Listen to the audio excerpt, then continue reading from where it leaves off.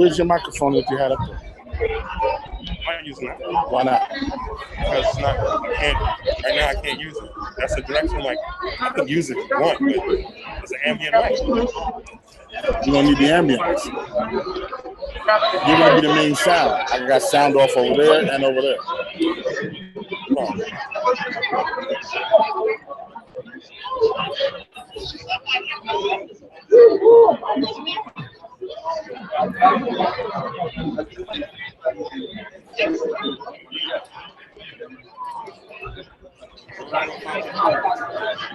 Give me the small one.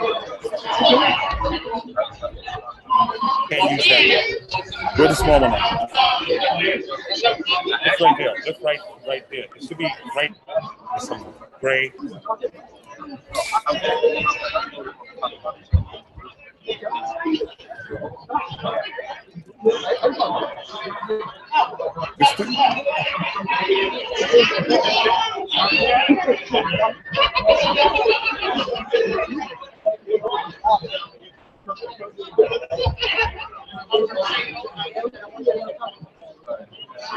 So my thing is,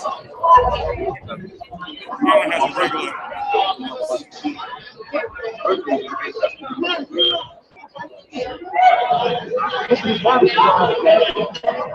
You can actually have another meeting. You're the one feeding the Zoom. You got to turn the camera on.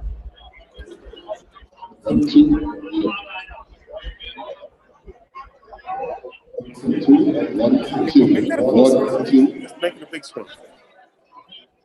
Microphone check. 1, 2. 1, 2. Now go ahead and bounce that up. Okay.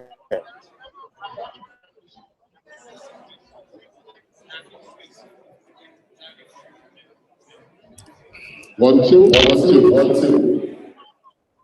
1, 2, 1, 2.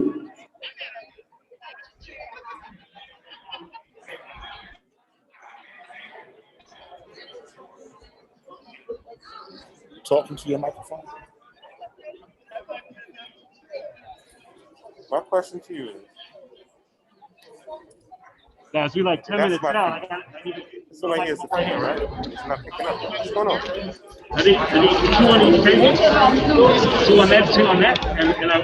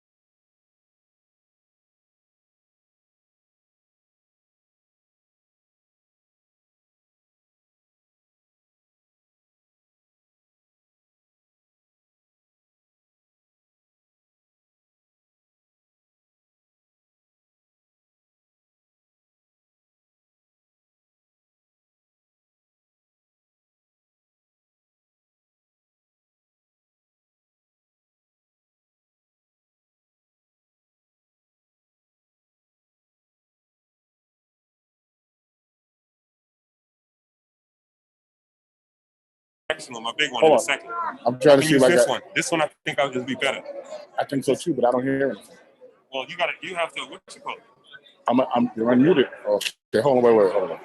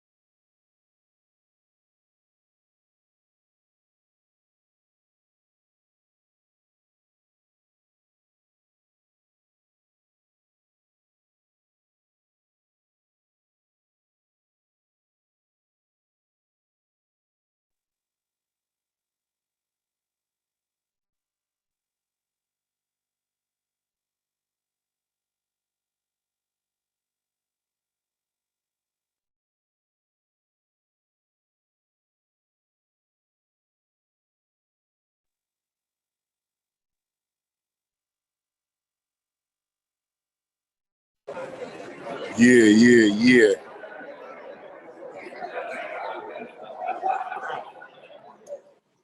Then you have to go and pull it out.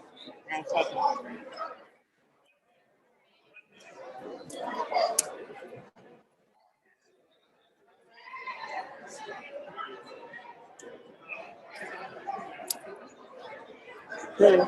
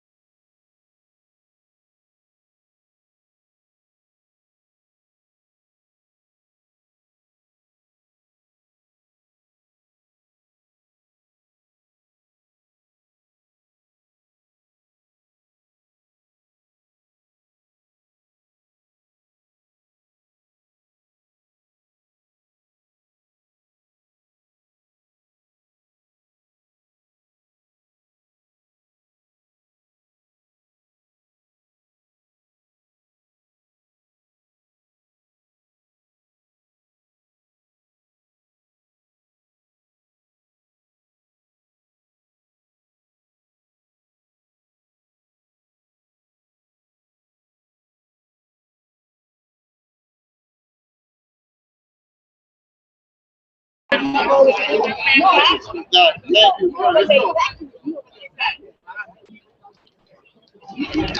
I knew it because I just and then I don't know who was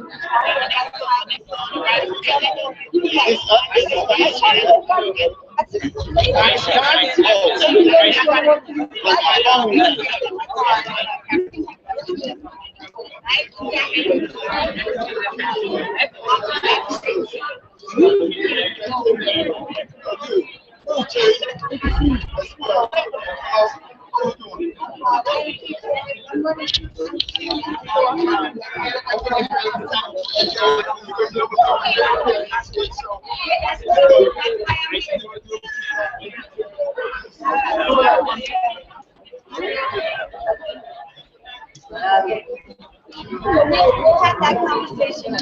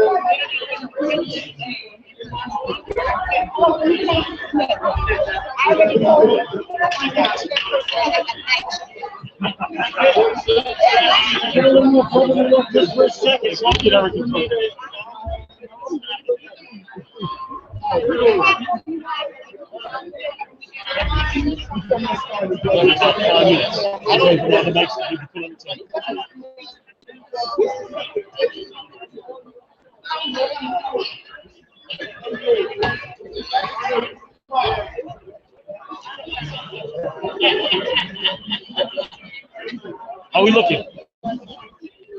I gotta start.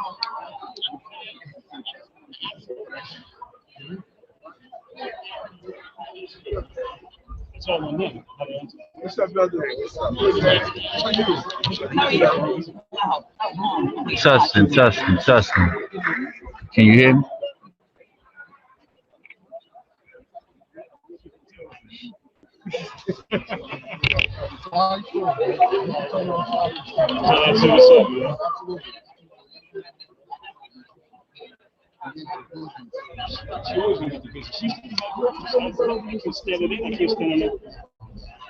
You good.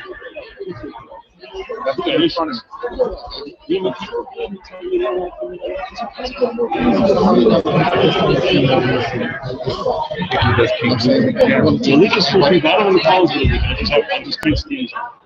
Can't stand it. Yeah, that's right.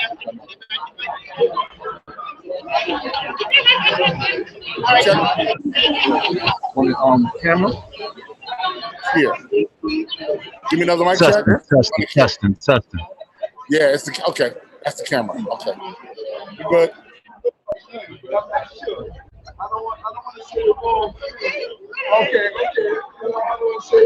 I'm loving this information here. I'm not turning the mask into the question. Okay. You know what I'm saying?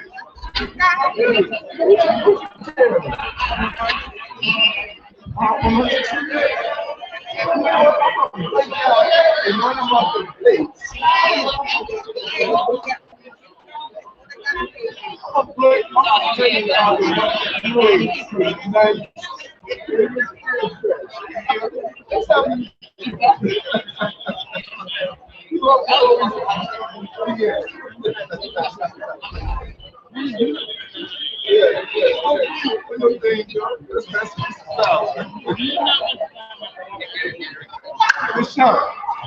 Good, man. I heard you yesterday. I wanted to call that. Let me get in and come on, man. Go ahead. Preach to it. Listen. This is rocking. This is science.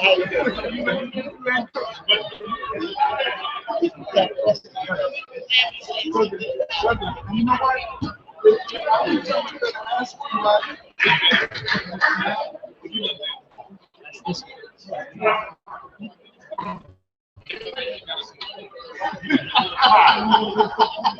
You got the whole fire. You got it. Yeah. He was yesterday. He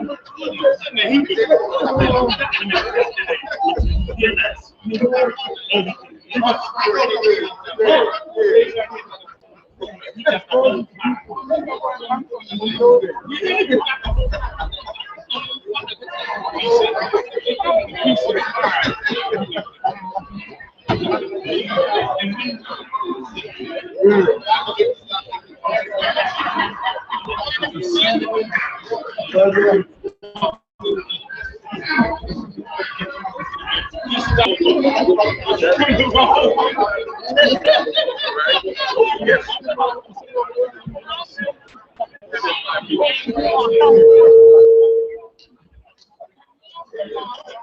Yes. I love you. It's okay. We're talking about you today. Yes. Your son is doing some good stuff. Yes.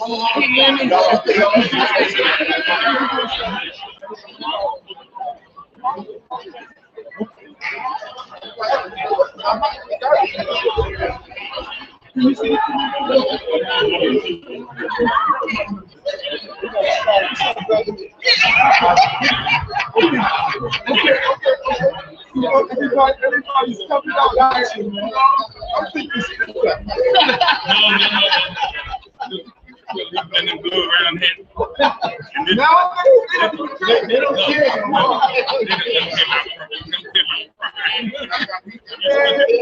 How you doing, bro? I'm doing good. Good, man. Thank you so much. I appreciate you.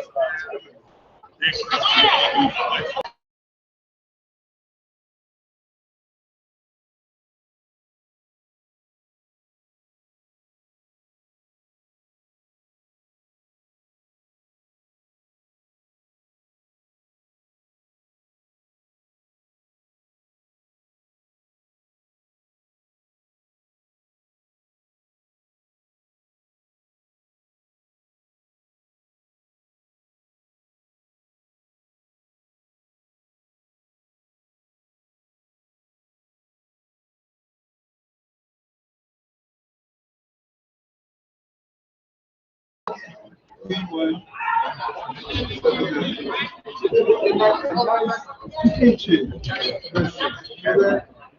People need that instruction. So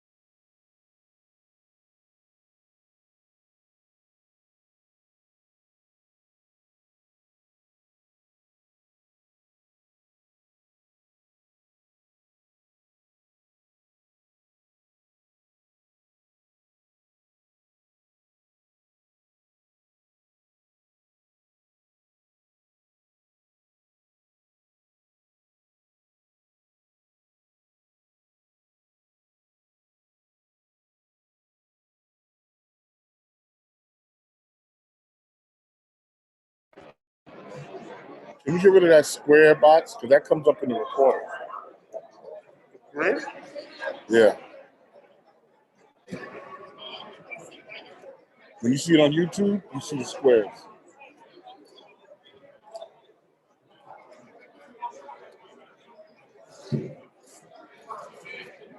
Is the sound on your phone? Sound never turns off unless I turn it off. Okay, hold on, wait. Check.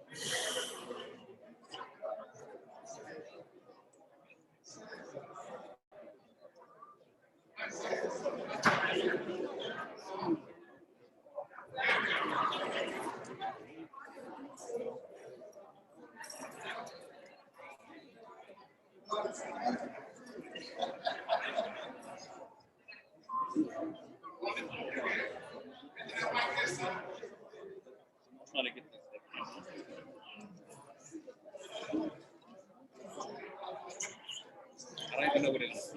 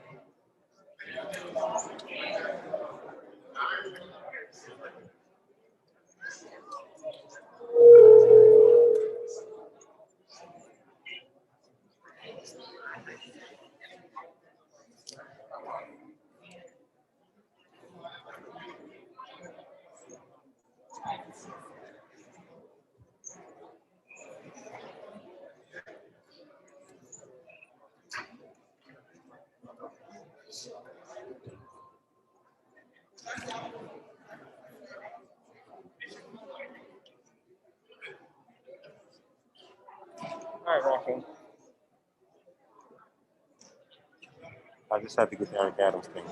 That piece I couldn't like that. And you got that too, right? No, you didn't. What? Well, I did Eric Adams. I recorded him. Oh, good. I gotta speak to your girl anyway.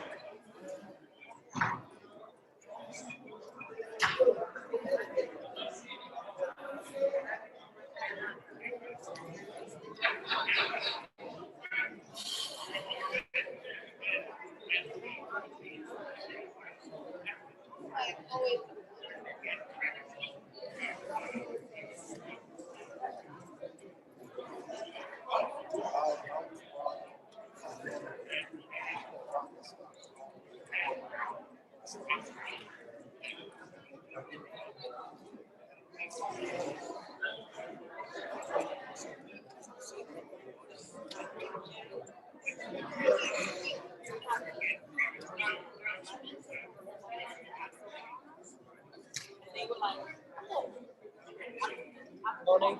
Like I said here.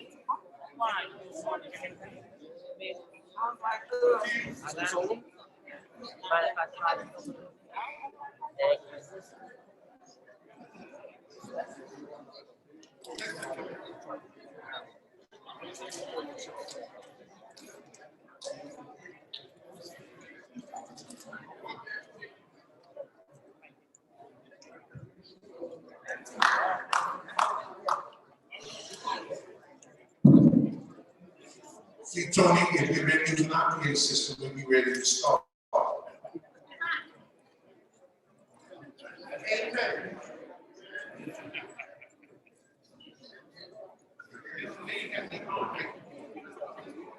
Test 1, 2, 2, 2.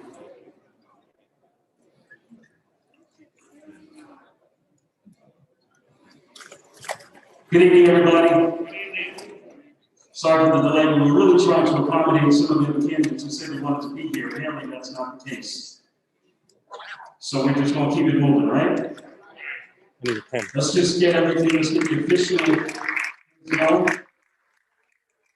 To move forward, the father of this house, the man that allowed for us to be here today. I'm not used to this mask stuff, I'll tell you. Help me to welcome the pastor of this house, the senior pastor, and one of the founders, the co-founders of the United Clergy Coalition.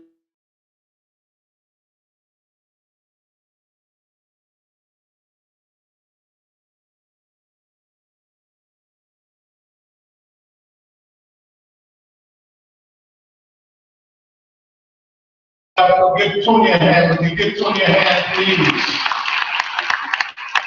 You can't do one another, but again, we'd like to welcome everybody to the house, and if anything goes wrong, or you don't like something that's going on, you see these 12 to 7 up the Flynn and up with Joe, you see them, if anything goes wrong here tonight, it's their fault, and Elder, raise your hand.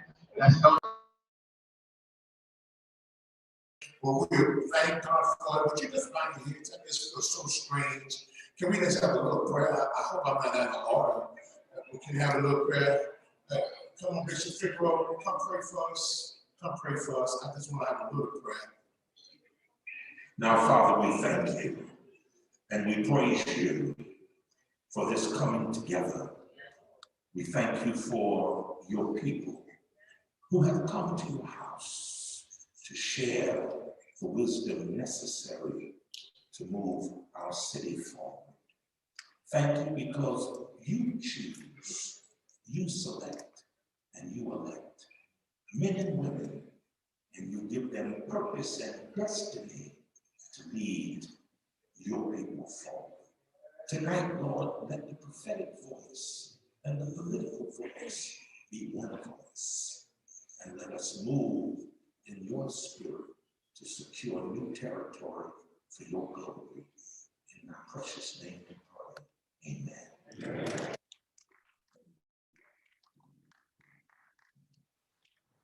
Now I'll ask the Bishop Ishmael Claudio to come forward, also one of the UCC founders, to give us a statement of purpose in Spanish.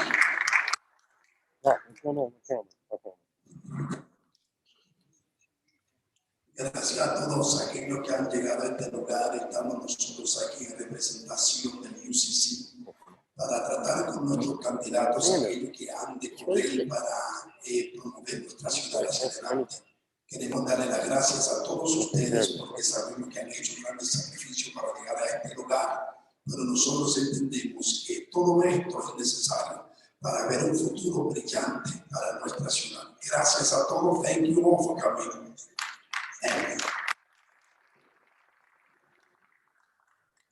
Now in English, please help us to welcome Bishop Duff.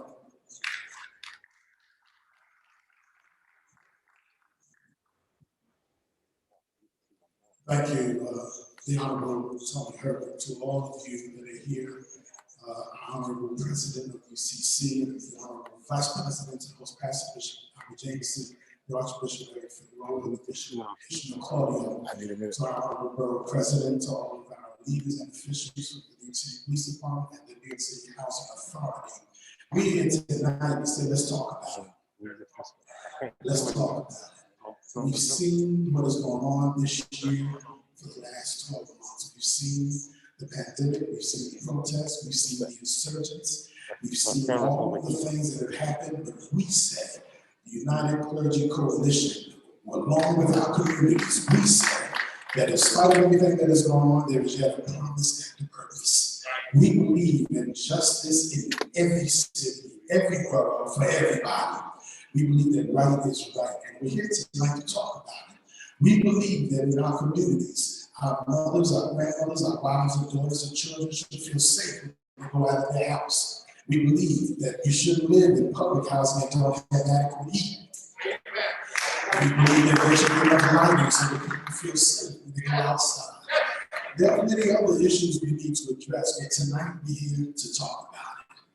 We want to hear what you say. We want you to hear what we, as the clergy, say also. We have our finger on the pulse of the community. We know what the people need and what they want. So let us hear you and you hear us. And let's make this city what people already call it, the greatest city in the world. A city so nice they named it twice. New York, New York.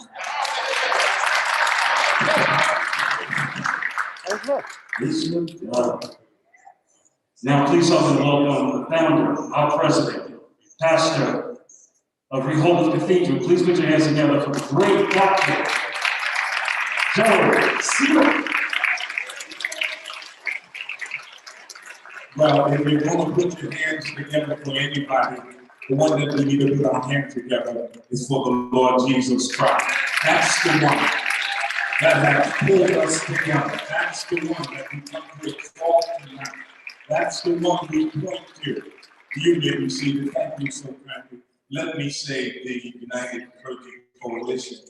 We came together, a group of pastors and bishops and leaders in the Metro-Stuyvesant community, because when we looked at, number one, what was happening in our city with all of the shootings, with the pandemic, with all of the protests, we decided that we would be God's instrument and God's servants to speak on behalf of our community. So we gathered together knowing we would be the least tested, but the most affected. We gathered together to look at the pertinent issues. And we're calling this forum today because John Maxwell said, everything rises and falls on good leadership. And we pulled these candidates together so that you can get a chance to hear and to see what they're going to bring to the city of New York. Our city needs healing. Our city needs cohesiveness. Our city needs us to work in unity. I end by saying, Micah, chapter number 6, verse number 7, the prophet is getting a message from the Lord, and the word of the Lord was to the prophet, I want to tell you what I require of you. And it's not just to have a good job. It's not just to have a good education. But the Lord, who is the King of the universe, said he requires justice. That people be treated with equality and professionalism and courtesy and respect, irrespective of their nationality or their ethnicity. And then he said, the second thing I require of you is to love mercy. And mercy is to help people who are undeserved. And finally, he said, let's walk humbly before God. So let's get this forum going. Let's hear from these candidates. And thank you for coming out. But remember what God requires of you.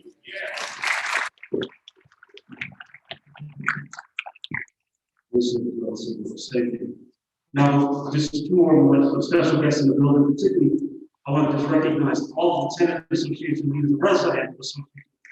If you can just stand up real quick, all the resident association leaders, you can stand up. Thank you. Come to all. You want to have everybody over here, you want to discuss the social distancing. Next up, please help me to welcome the commander, our commander of this borough. Right here in Brooklyn North. Please help me welcome Chief Judith Harrison.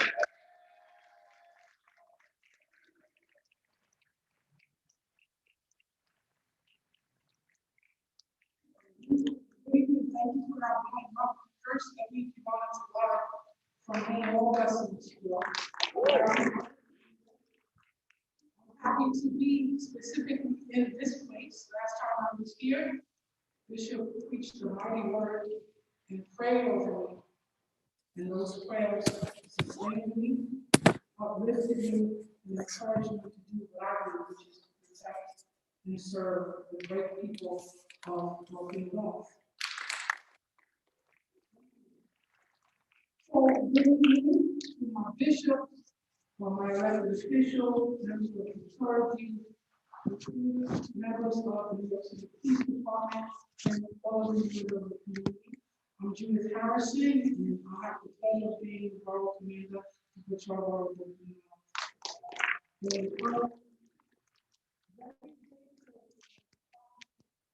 Police Department and United Crossing Coalition, as well as other faith-based organizations, community-based organizations, elected officials, members of the community, because I say it a lot, I say it very often, and I'll say it again tonight. Policing is a shared responsibility. It's a shared responsibility to make sure that we keep our communities safe, particularly our housing communities, that we empower people and give them the resources and the tools that they need to be productive, and it's a shared responsibility. So I'm very proud to work with all of you, and I'm going to keep my remarks tonight very brief because I know you want to hear from these mayoral candidates.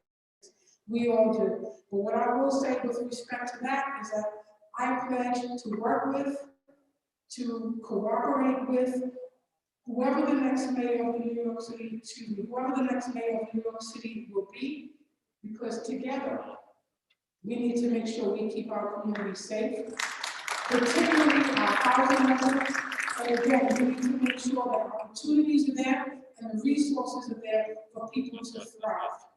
So right now, I have the pleasure of introducing someone that I have a tremendous amount of respect for, someone that I've known for a very long time. And that is Chief David Burrell. Chief Burrell, absolutely correct. So I'm going to say some words about you. I've known him for a very long time, and he personifies what it means to lead from the front. He's a consummate professional. I consider him to be a great leader, but more than that, a mentor and a friend. He currently works as the chief of the Housing Bureau. In his 31 years with the New York City Police Department, he's worked in a myriad of assignments, administratively, operationally, and investigatively. He's here tonight because he cares. And that's what he is. He's a caring man, he's a hardworking man, and he's a dedicated man. So without further ado, I offer to you Chief David Burrell.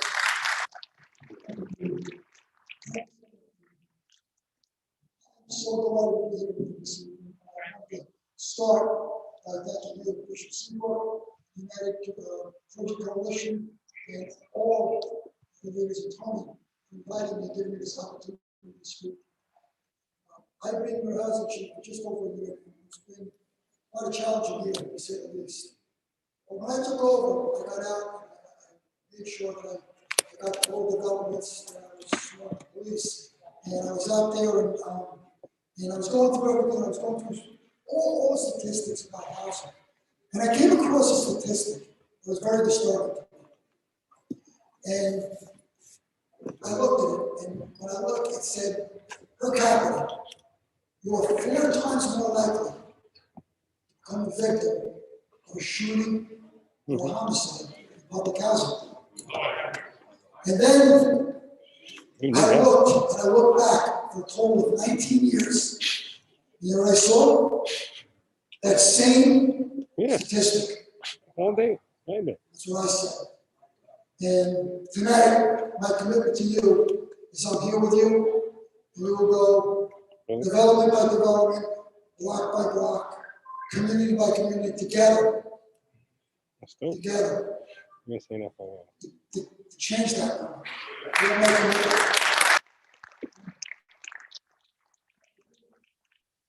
I do a live streaming, so with your permission, I'm going to say a few words in Spanish to the thousands of Spanish speakers who do that. Mi nombre es David Burrell y soy el comandante de la República del Departamento de Policía de Puerto Rico.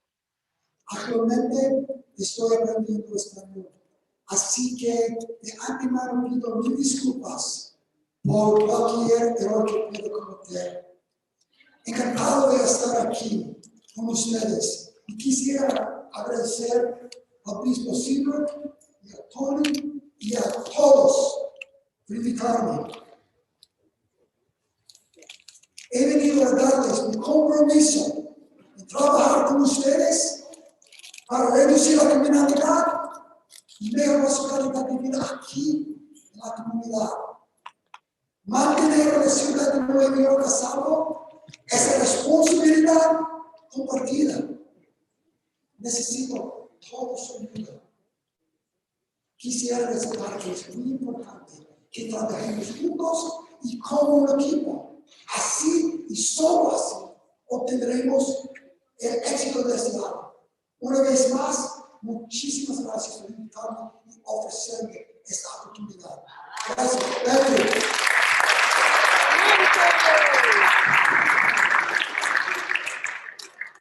Great. I know you have to step out for a minute so he comes back in.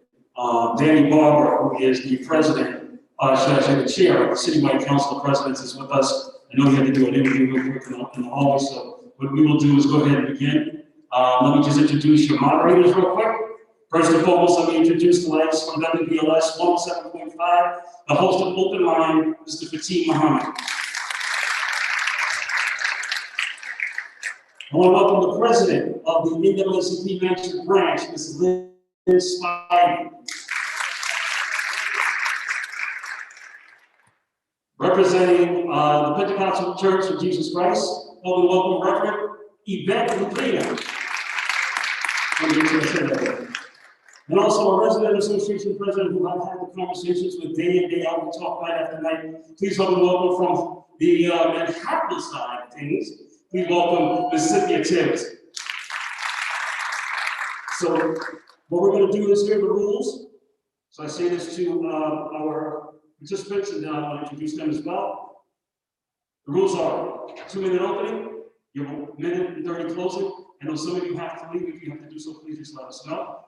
With that being said, if your name is brought up by any other candidate, you get an opportunity to rebut for about a minute. So let's meet the candidates real quick. From the Brooklyn Borough, please help me welcome Borough President Eric Adams.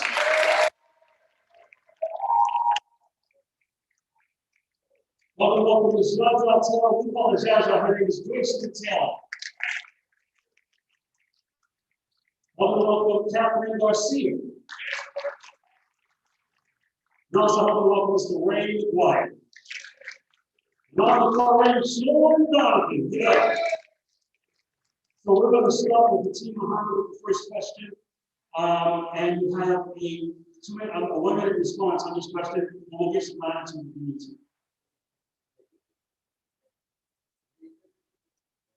Colin, we need the mic set, Colin. Colin, what happened, boss?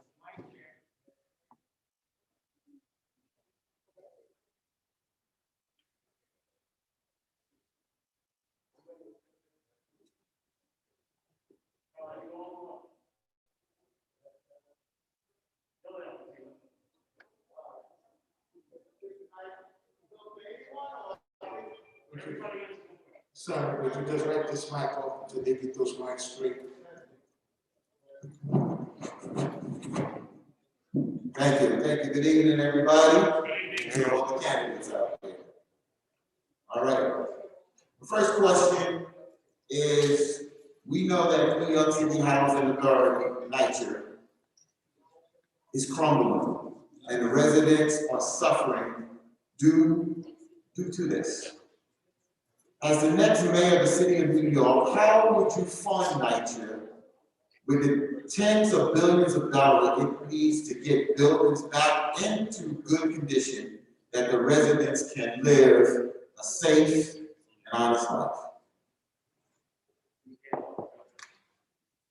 I guess we can start. Any candidate or I point? I start with you, Mr. Donald.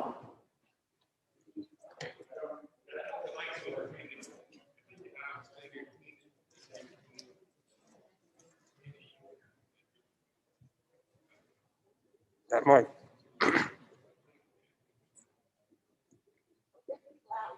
Pass that one in. Pastor knows them all. Until they get the mics on, let's use our house mics.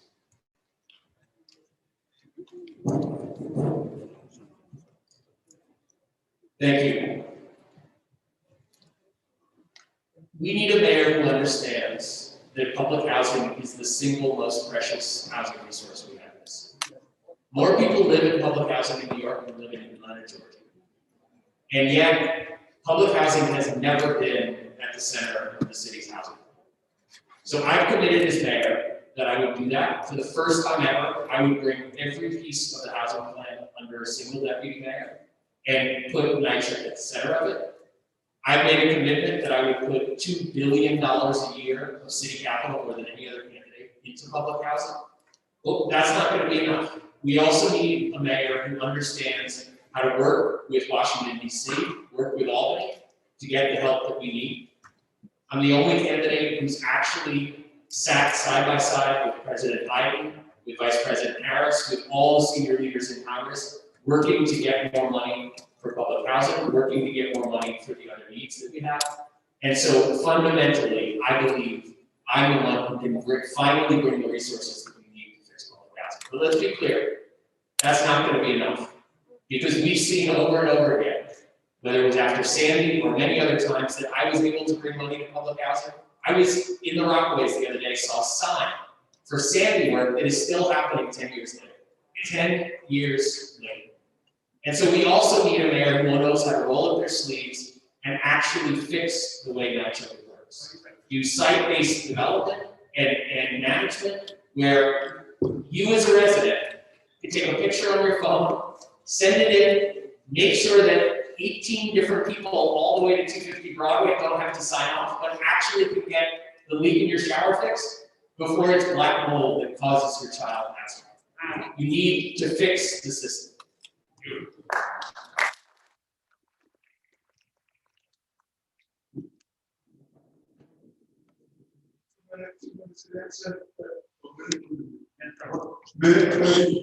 I like to follow the rules. So first of all, I think we need a mayor that can realize that NYCHA is dysfunctional. And the dysfunctionality does not mean pouring more money into something that's dysfunctional, so we don't know where that money traveled to. It's about finally changing the dysfunctionality of our city and the historical things we do. We can't keep doing the same things we've always done, hoping to get good results. We have to bring NYCHA into the 21st century. If you don't inspect what you expect, it's all suspect. You can't do it. You don't know what's going on. Why can't you have a QR code on every building that you can check and see what repairs you need? How come we can have people install water towers in NYCHA, go big, and then come back for emergency repairs over and over again? We can have a system that use algorithms to define what plumber is overcharging us. How much money is coming into NYCHA and goes out of NYCHA without us realizing what it is? Let me tell you something. You've been treated the way you've been treated because they're run us off in every aspect of the city.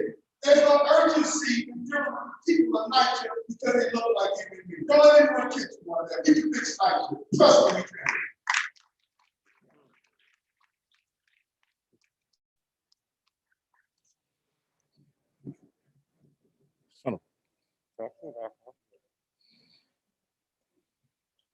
Good evening, and thank you for the bishops and everyone for having me here today. I appreciate it. Listen, I grew up in NYCHA.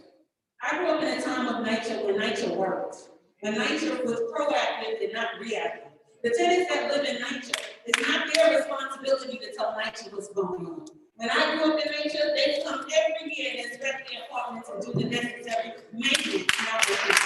So the reality of the situation is that the federal government dropped $40 million in New York City today. We don't have the resources to fix it anyway. We gotta have a plan. We have to put pressure on the federal government to let us see a return on investment. Every day we are all investing on a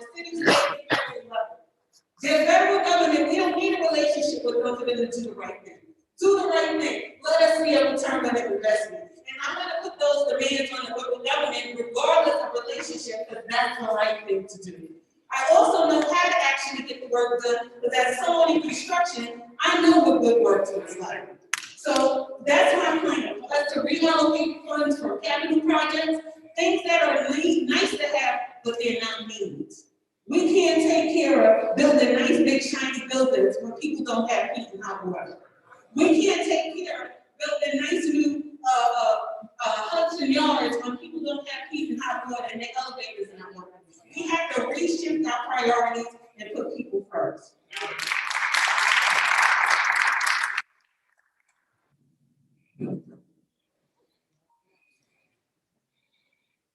I'm Catherine Garcia, and the way that I think about this, when I was interim chair of NYCHA, I got an inside look at how much disinvestment had gone on for the last 40 years, since the Carter administration.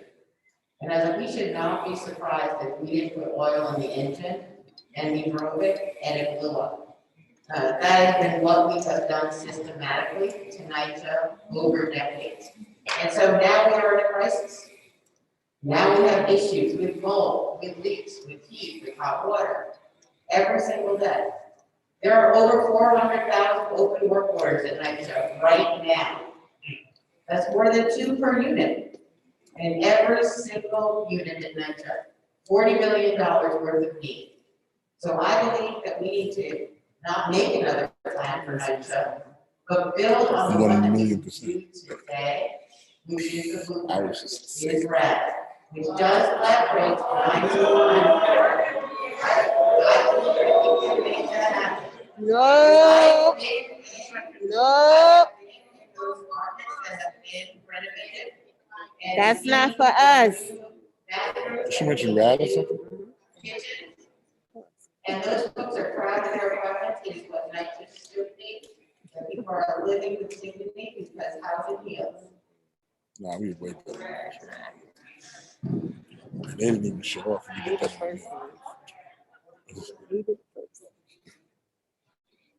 My name is Water. Looking for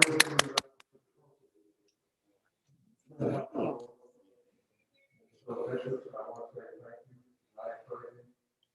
Bishop Seabrook, Bishop Jensen, Bishop Rose, Bishop Clever. I wrote with you. So I have the knowledge of it.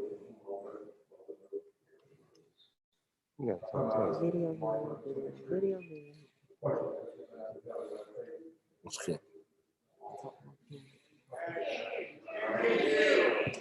Can you hear me now? Yes.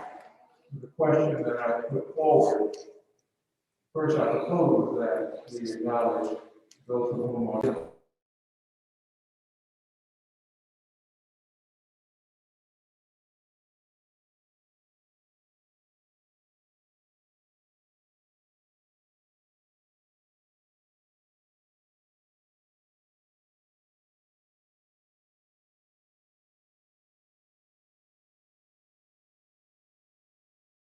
we can just access what's already there. I know how to do this, given that I've had years of managing budgets, sometimes even state budgets and associated deals that are somewhere between $650 and $700 million. So I know how to get this done. I know.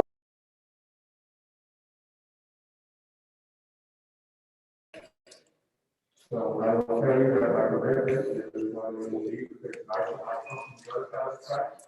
So I know what it's like not to have, and I know what it's like and what's going to require to take place. Next question from Lynn Slide.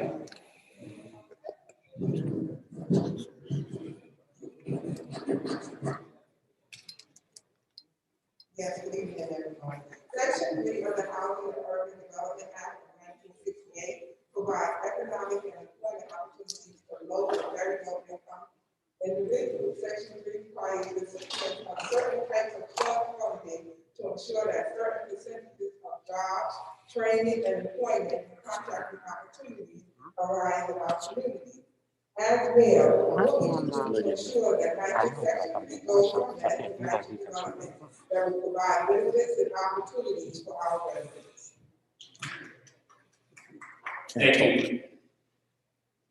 This is the opportunity we have as we fix NYCHA. At a moment where we have depression level unemployment in so many Black and brown communities around the city, in NYCHA developments, this is the moment, if we can put $40 billion to work in NYCHA, to actually build an economy that works for every resident of NYCHA. That's why I proposed, as part of my plan, that we would create a job training program that is bigger than any time in the history of New York, in NYCHA, but also elsewhere. It's why I proposed that as we truly fix buildings, I was just talking to some of the residents and the presidents of NYCHA who are here tonight. We need to really fix these buildings. Every system, every elevator, everything must be replaced, and that is a huge opportunity, not just to fix it, but to bring it into the 21st century. That's why I propose that we have a green climate corps, bring our unions together, actually train NYCHA residents to be able to take the jobs of the future, and bring NYCHA truly into the 21st century so that we give real meaning to Section 3.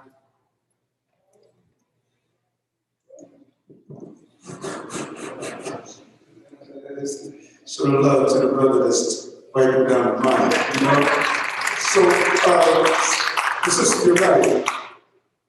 And I really want NYCHA residents to wrap their head around what I'm saying about transparency. If you get in a car and it doesn't tell you how much oil you have, how much gas you have, how fast you're driving, you're operating in the blind. NYCHA residents must have a dashboard system. Your children should not have to navigate the challenges of how to fill out an application to get a job under Section 3. That's not necessary. You should not have to guess when the person is going to come and fix your faucet, to change your cabinets. All of this should be transparent. You should be able to go right on the iPhone and have a complete dashboard when someone is going to show up at your door, how to apply for the job. And then we should identify around NYCHA. We should put in place real, you said 10 or 30. You're giving me a hard time. I gotta stop out here. But we should be able to put around the schools. We should be able to put the training programs, open our schools up 24 hours, plumber, carpentry, woodwork, so they can be employed to go inside the job fair.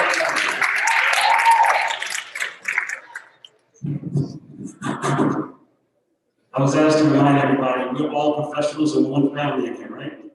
So we ask that we not be rude or anything along the way. If there's a disagreement, please hold that in. We want to be able to get everybody heard.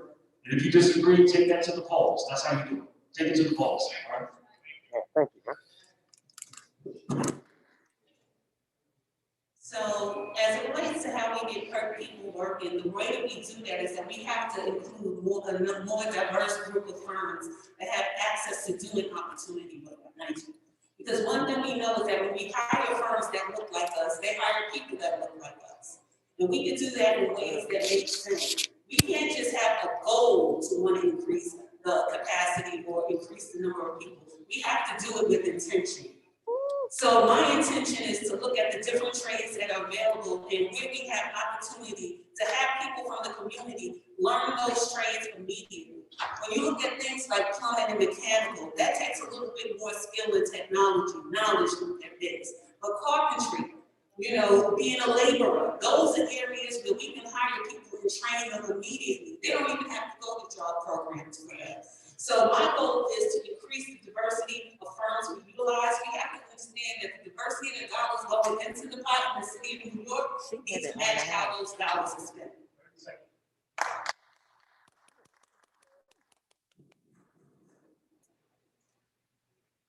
We need to absolutely make sure that Section 3 is real, not only for ensuring that residents are getting jobs, but also ensuring that minority-owned businesses are getting opportunity on all these jobs as we make the investments in NYCHA.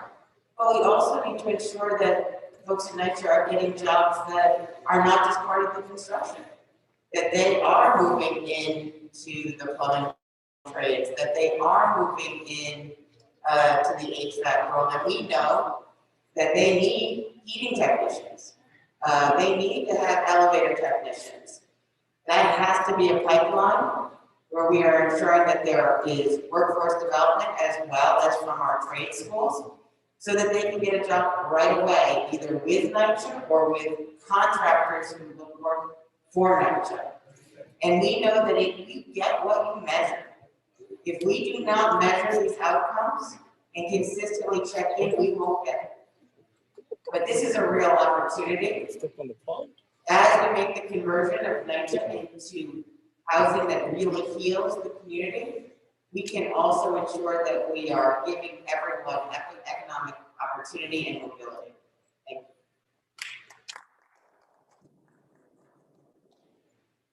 you. You know, this started 85 years ago, and today we're having the same conversation. We've had people come through and give us promises, and Section 3 is yet to be executed on. The thing that we haven't done in this conversation is include those who are the citywide council presidents, the tennis association. The reason that we have the reaction that we have on some of the programs, including writing blueprint, is because we didn't talk to them first. And the point that we need to do is to make sure that we talk to the people who live in the communities, get their input on what Section 3 means, make sure that they can identify the people who are available for them, who can do the work. And if you look at my economic comeback plan, it includes making sure that we can train those people in the community, in NYCHA, help identify by the people who are the presidents. The more we do that, the more we can execute on what our outstanding plans we committed to, make sure that we're not even just talking about it, we're actually being about it. We actually now need to make sure that we have somebody in a leadership role who's got a dedicated, who's got a preference for actually getting things done, being about it, rather than just talking.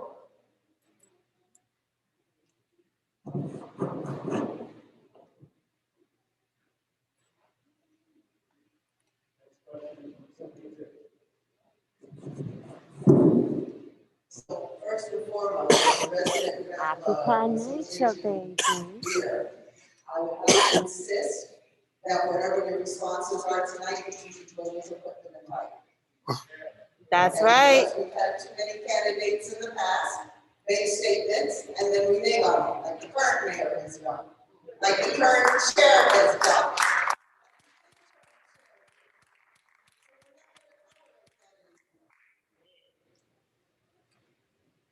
As far as that and the blueprint go, while it may be working as far as Radipact and Ocean Bay that you like to use as your shiny little penny, in most developments, especially the Manhattan Beach bubble, it is not working. ERC management, Podema, is not cooperating.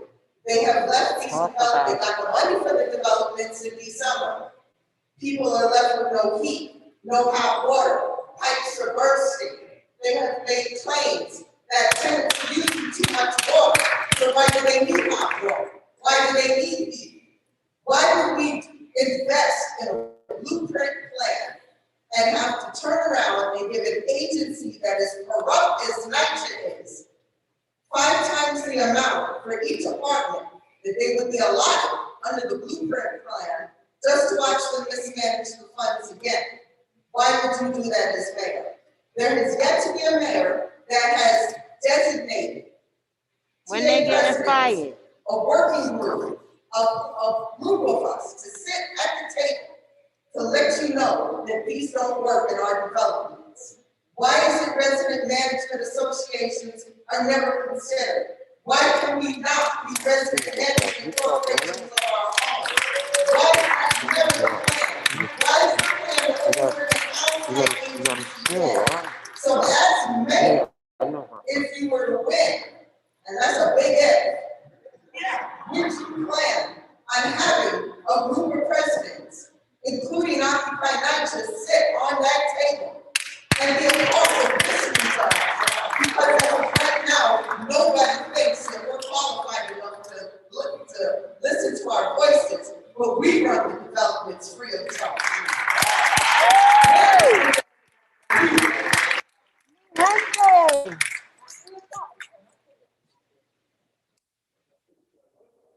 Okay, what are we doing?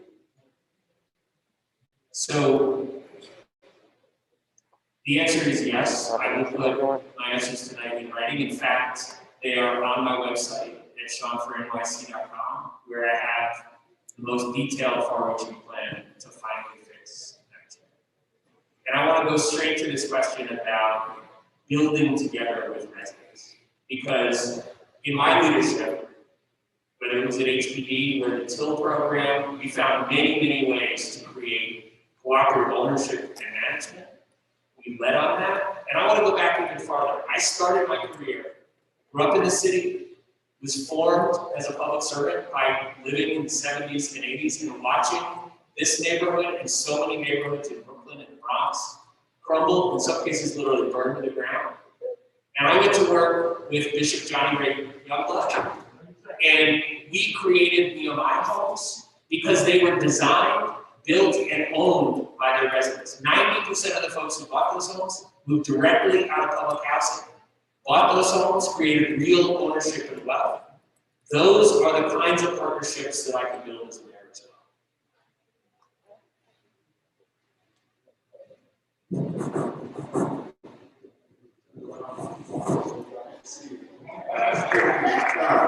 So look, thank you for that question. That was a powerful question.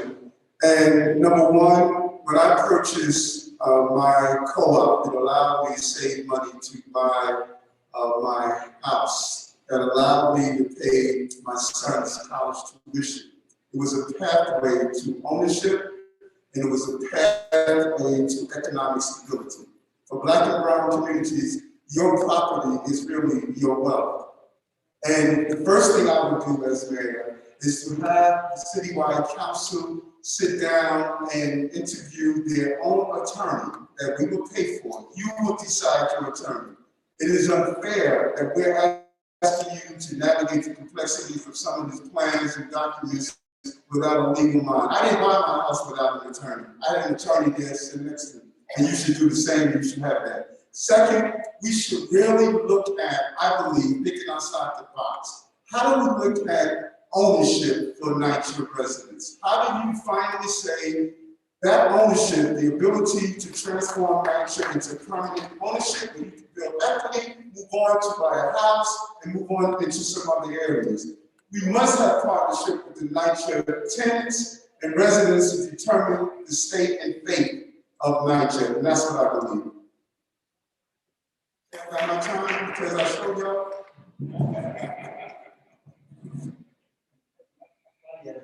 Thank you so much. And I just want to say that, I feel and I understand your frustration. It's like somebody comes to help you and they say, what do you need? You say, I need a new pair of shoes, and they keep trying to give you a coat.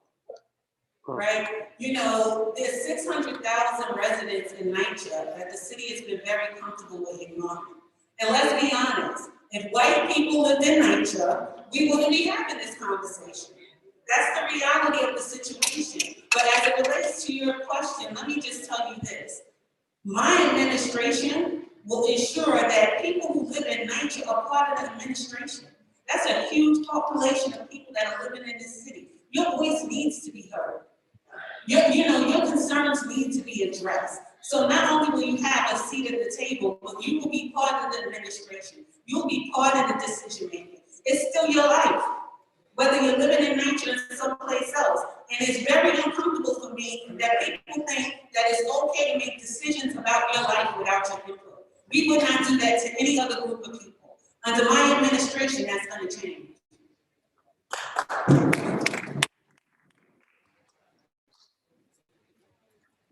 Thank you for your question and for your passion on this topic. And obviously, I am not afraid to say what I think publicly, and all of it is on my website as well about my approach. But I'm a very inclusive manager.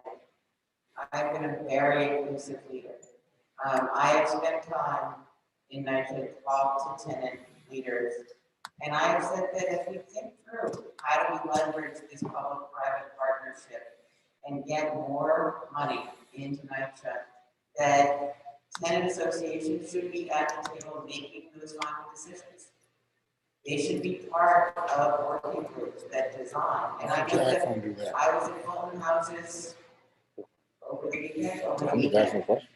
and they're like, well, we want our heating systems to no longer be interconnected because when one goes, all the buildings go. And so we're all cold, we all don't have hot water. We want individual units, and that's the plan they're putting forward. They've been a part of it from the beginning. That is what my administration will seek to do.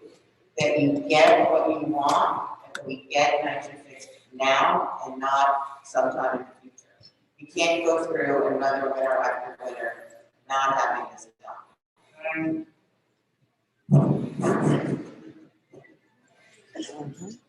You know, I have been in business for almost 4 decades. During the course of my time there, because there was only one or two others who looked like me in the position I was in, I have kicked down doors, extended the ladder, the ladder, extended the deed by Franklin Thomas and Bernard Jordan and Dick Martin. I have helped to make sure that people have homes, and have home ownership. But I also know in those almost 4 decades of being in business that I couldn't get there and do it by myself unless I had the right talent, the best talent. So in response to your question, and what I said in my answer before the question was asked, and that is you need to have people who are there with the best actors. I looked at the tennis association, talked to some of the members of the tennis association, and the answer is unequivocally yes. For any decision is made, for that $2 billion I talked about, I want to make sure that I have the experts there with me, by my side, in the room when it happens. That's my commitment to you. And yes, I'm prepared to write it.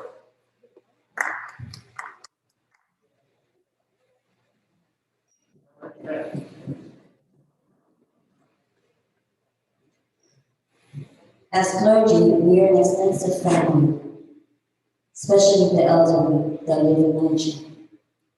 I have spoken to a couple of members that do live in the nature buildings, and this is their concerns. And we spoke a little bit about it already. We have people that are living in nature that don't have heat, and they're using their electric heaters. The maintenance is dismal, is unbelievable. The urine in the lobby, on the elevators. And let's talk about the elevators. The elevators don't work. How are the elderly supposed to leave their home and come back and go up all those stairs? The other concern is that there's stoves.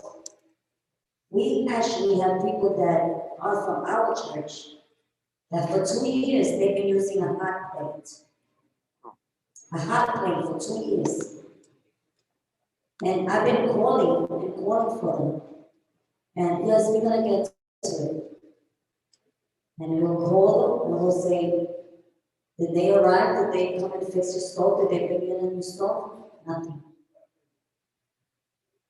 It's terrible. I believe a couple of months ago, we went with UCC and we went to one of the nature buildings. Someone was killed. There was no light, no bright lights in the nature building, no cameras. Nothing could be done about it because nobody saw anything and it was so dark. That's one of the other issues. I believe Chief Barrera spoke about the crime and the statistics.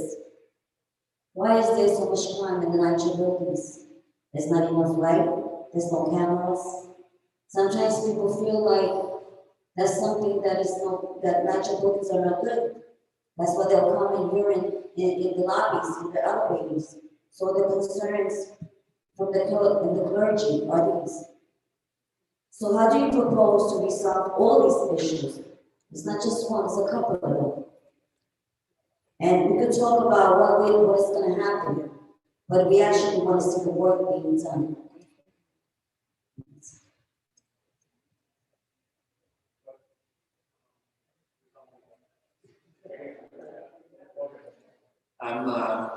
I'm moved by your question.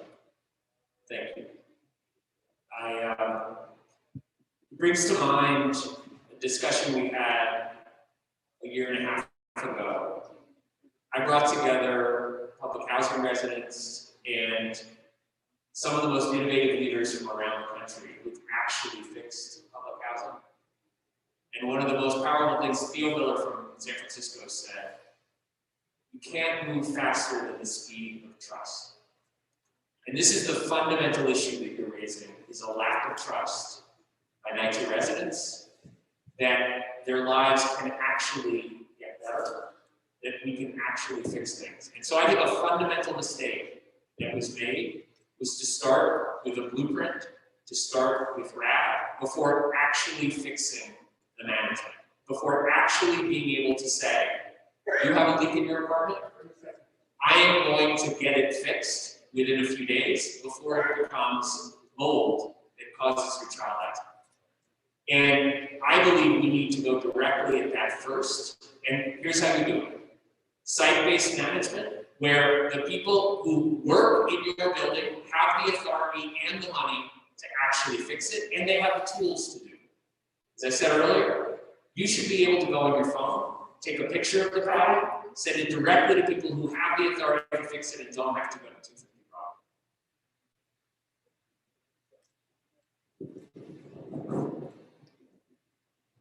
I think that's a powerful story, and I share Sean's feeling, the emotion that you shared. NYCHA operates in the dark. There is no transparency. And that is why I want to say this over and over again throughout my campaign until it resonates with you and the people of the city. Our city is operating in the dark. We have a scatter and pray mindset and hope that we do it right.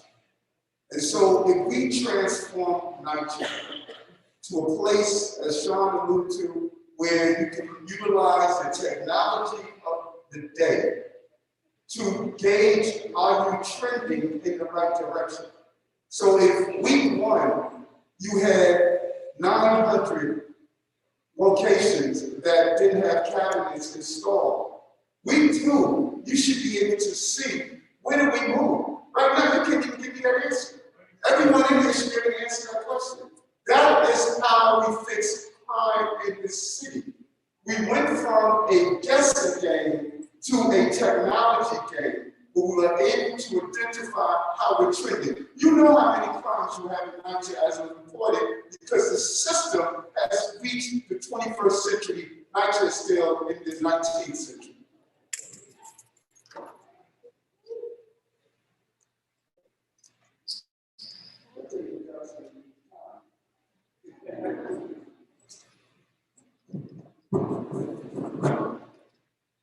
You know, I mentioned previously that I grew up in big houses, and the last time I was at a tenant association meeting, a huge part of that meeting was spent telling all of the representatives of NYCHA what was wrong.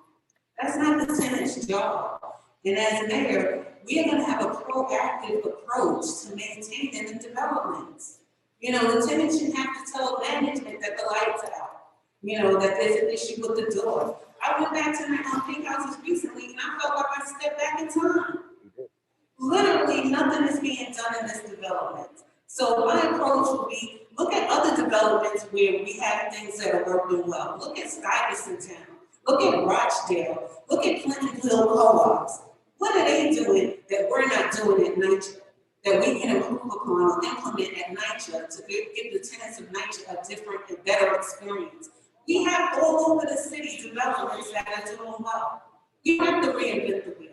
Go back to being proactive and go back to doing your job. People shouldn't have to go to 250 Broadway. We're paying more money doing it the way we're doing it now than if we had a direct path to getting something fixed. We're going to bring that direct path back. We're going to have maintenance on premises like it used to be when I lived at NYCHA. We're going to have proactive yearly inspections. We're going to go back to what was working prior to the disinvestment in NYCHA.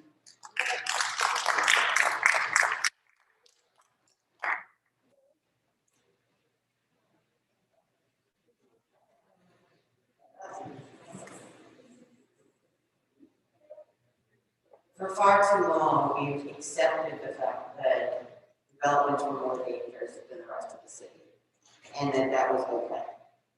We have to do everything to ensure that NYCHA residents feel safe. regardless of the time of day. That there are cameras, that there is light, that the doors work. And that does mean that we need to have people on site who are doing the maintenance, but not just the maintenance folks, but also the plumbers. We also need the electricians, the heating plant. And I would say that in some ways, NYCHA does have transparency. You know, you can pull up on your website and every building that doesn't have heat pump right now. It's not making a difference. It's not enough to just have transparency. There has to be more urgency around ensuring that repairs are done quickly and real accountability for getting them done.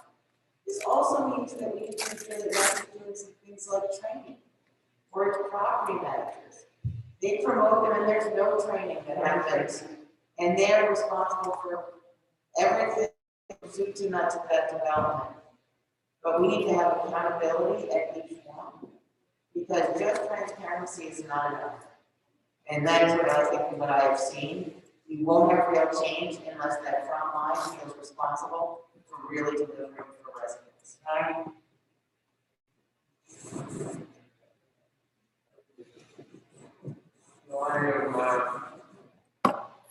I'm moved by your comments, especially your comments about the elderly. Yesterday, my dear mother celebrated her 95th birthday. And she lived in our department here. I wondered what would happen to her. What would happen if the stove went out? What would happen if the heat went out? If you had a movie that lasted 134 days on average, who would you call? If your bureaucracy is too large, and what you know about local site about what's working is that somebody is being held accountable. Somebody in the chain of command knows exactly what's taking place. If they don't do something to respond to the outstanding orders, they don't last that long. And what this has allowed to occur time and time and time and time and year and year and year, these projects, these additions are not doing anything. Nobody's being held accountable, and unless we have accountability, unless we have responsibility, unless we have training of those on the ground, this system of inequity and ineptitude will persist. We won't get a change.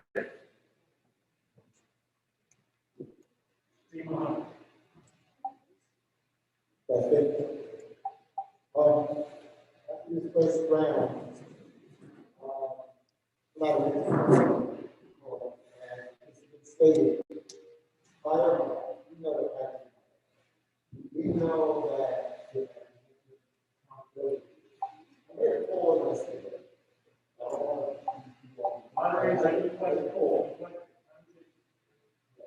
They were calling yesterday to somebody who quit late at night. And he told me something that is horrific. He talked about that it was just 2 people for the floors to clean the floor. There may be 2 people to do the pit. And you talk about accountability, thought of reaction that up about Brad and this demonstration.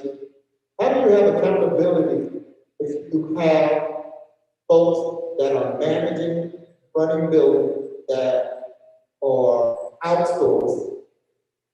Where's the accountability? And where's the priority? You have police officers in here, they have to be concerned about the community. The community has to be concerned in the sense of better working relationship. They have a budget problem. Where's the priority of night housing? Section 8. Section 8 is closed. Folks are homeless. We have a home problem. Where is NYCHA priority list? And honestly, not to gloss over it, but how will you bring accountability on something that has not been working and no one has been able to do it? Well, let me give you an example. President Obama asked me to lead our homelessness strategy in this country. And by the end of his administration, we had dramatically reduced homelessness across this country. Where we had the resources we truly needed on veterans homelessness, we cut it in half. And we ended veteran homelessness in 80 cities and states.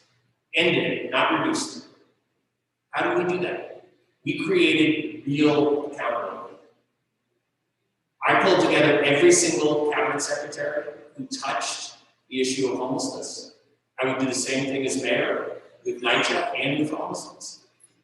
And I took people's word and then I verified it. You know what they say, trust but verify?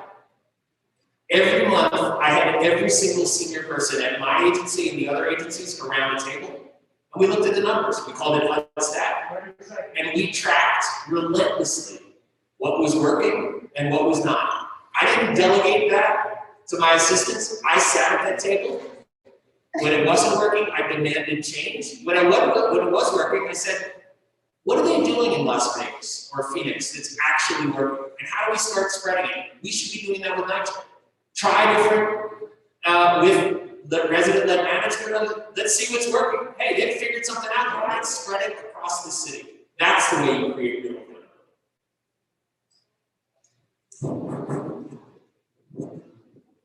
Thank you, and I just want to circle back because accountability is important, and I want to circle back with Catherine saying about transparency. NYCHA is not transparent. Transparency under Eric Adams' definition. This is what we did in the police department during the mid-'80s and the '90s when we were having 2,000 homicides a year, 98,000 robberies, and almost 90-something thousand felonious assaults. Everyone, the commanders threw up their hands, they laughed at the thought that we could be safe. And the victims were black and brown folks for the most part. I was part of the team that did the first of its kind data system to monitor crime in real time that eventually became CONSTAT, and we turned around our city. In 1 year, we went down 400 homicides, and our city became a safer place. My definition of accountability is three-color coded system. Every ticket that's open, if it's a non-emergency, you have 30 days to repair. If it's a sort of difficult, you have 2 weeks. If it's an emergency, you have 7 days to 24 hours to repair. What does that do? If that repair is not done in time, that's an immediate, you bring that person into where you do CONSTAT now and say, why isn't this repaired? And you don't wait. You got to see how you're trending. That's what's very important.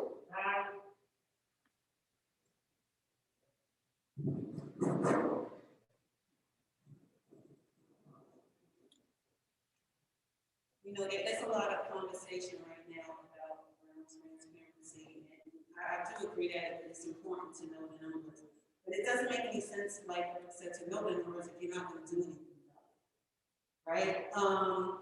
One of the things that the reason why, like you said, Brad and Blueprint doesn't work is because it does privatize. And we've seen what privatization has done, right? Privatization has actually increased homelessness. So we don't need to privatize NYCHA because we already know what the result will be. If we want to see a change in NYCHA, we got to create ownership.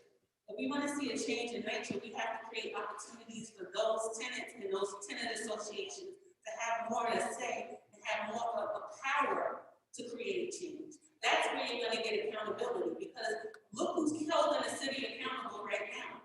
It's all of the tenant associations. It's all of the tenants that are living in those developments. So when you empower people who are living in those developments to have access and ability to create the changes that we want to see, that's when we're going to see a difference. That's when we're going to have accountability. And that's when we're going to stop having the same conversation over and over again.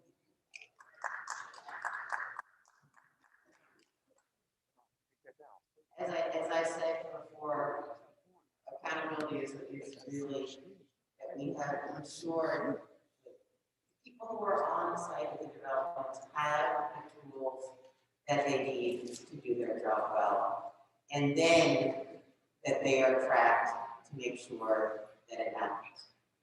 So we've had a lot of snow this year. When I was sanitation commissioner, and I got there, we used to hand people pieces of paper with turn-by-turn directions on it. No technology. We gave them technology so that they could do their job better, and then we put it on the web. so that you can see whether or not your street has been done. And how long from the last time has it been done? So that you can hold me accountable, so that I can hold them accountable. That is what needs to happen at NYCHA. That is what I have done over my career. When I was at DEP and I was responsible for delivering your water to you, every single piece of that, because it was also a big public safety issue, public health issue, was tracked relentlessly because there was no room for failure. We have to have that same standard at NYCHA. I have done that over the course of my career, and I will do it when I am there.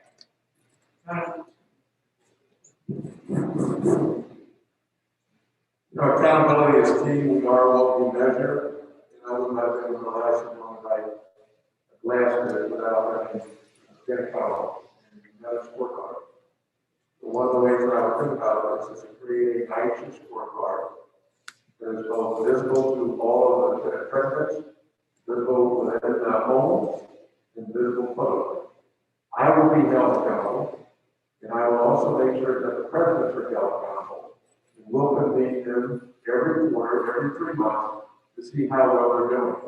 And then we will incentivize those who are on that scorecard, see who's done it best, and reward those people who've done it best, and make sure that they understand that they have won some over competition. But they actually have done what they said they're going to do, they held themselves accountable, and therefore I have been held accountable. So that's the scorecard, the scorecard that they all agree from the outset. And at the end of the year, you tally up the score, you're going to did best, and for the home that did best, they get rewarded. That's accountability.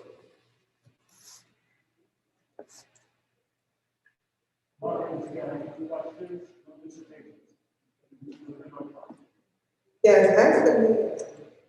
Look at the forefront staff of our issue was open up for that.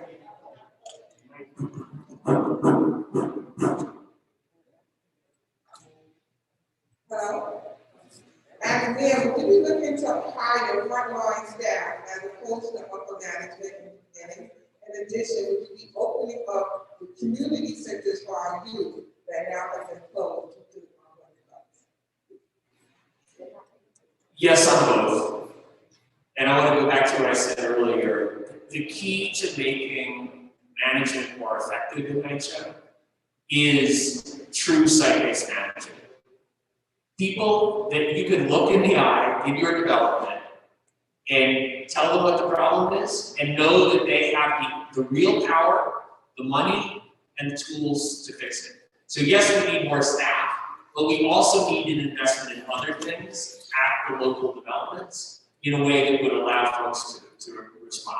I also think, as I said earlier, this is a huge opportunity to bring economic hope and opportunity to the residents of NYCHA. We should be creating the most aggressive, using Section 3, as you asked about before, the most aggressive training and hiring program. We should have solar panels on every roof in NYCHA that cut down the cost and also provide jobs in the future, right? All of those things should happen. I also am a deep believer we should not only reopen the community centers, but we should reactivate partnerships with local organizations like the YMCAs, like so many others that actually give our kids the real opportunity to play, to think, to dream, to be able to really build a life of opportunity. That can all happen inside a community center, not just because of the building, but because of the hope.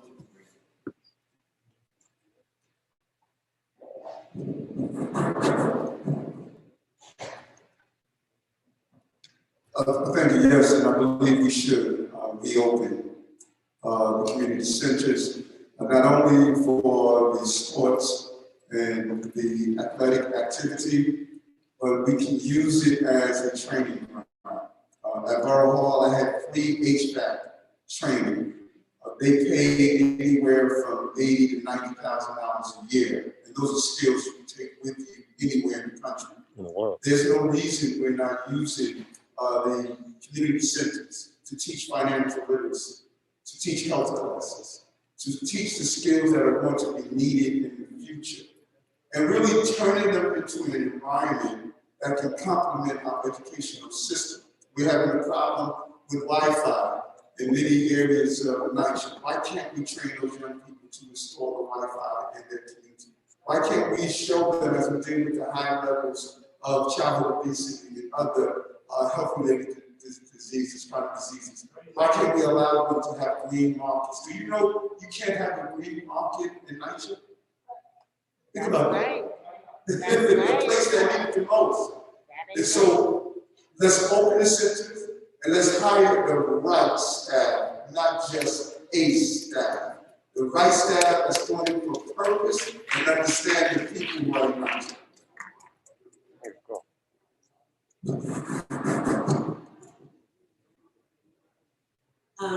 Yeah, as it relates to hiring more frontline people who are from the communities to actually do the work, that's something that I would certainly do. And the reason why I would do it is because a lot of those people right now in this moment, during this pandemic, are stepping up to the plate and doing so much for the communities. They are creating something from nothing. They are working hard and they're not even getting paid. They're feeding the communities. They're making sure people are getting their COVID tests. They're reaching out to find out how people can get vaccinated. So yes, I would certainly hire these people. Because imagine what they would do if they were getting a check. They are phenomenal. So I would definitely hire them and employ them to continue to create more greatness. As it relates to the community center, the last time I went back to Big Houses, I was very disappointed. The community center was an integral part of my growing up. We did so many things in that community center. That was like the hub of all the pink houses, right? And all of the leaders in the community worked in the community center. They gave us guidance. They supported us. So we have to bring those community centers back because they are an integral part of every nature development.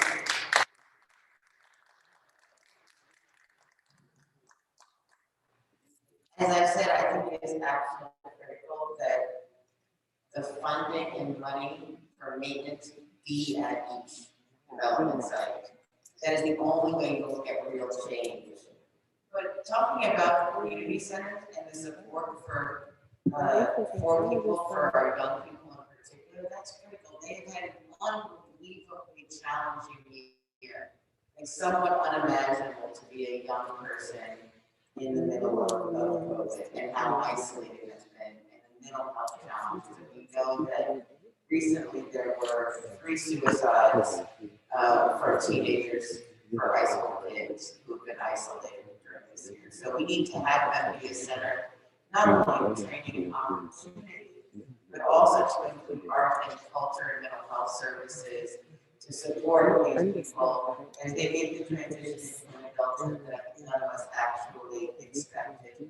But I also want to give that a shout to like perhaps my favorite NYCHA program, which is the Green City Force, which I think is something that combines a commitment to the environment, youth leadership, and fresh, healthy food. I would love to see that expanded much more than it is today.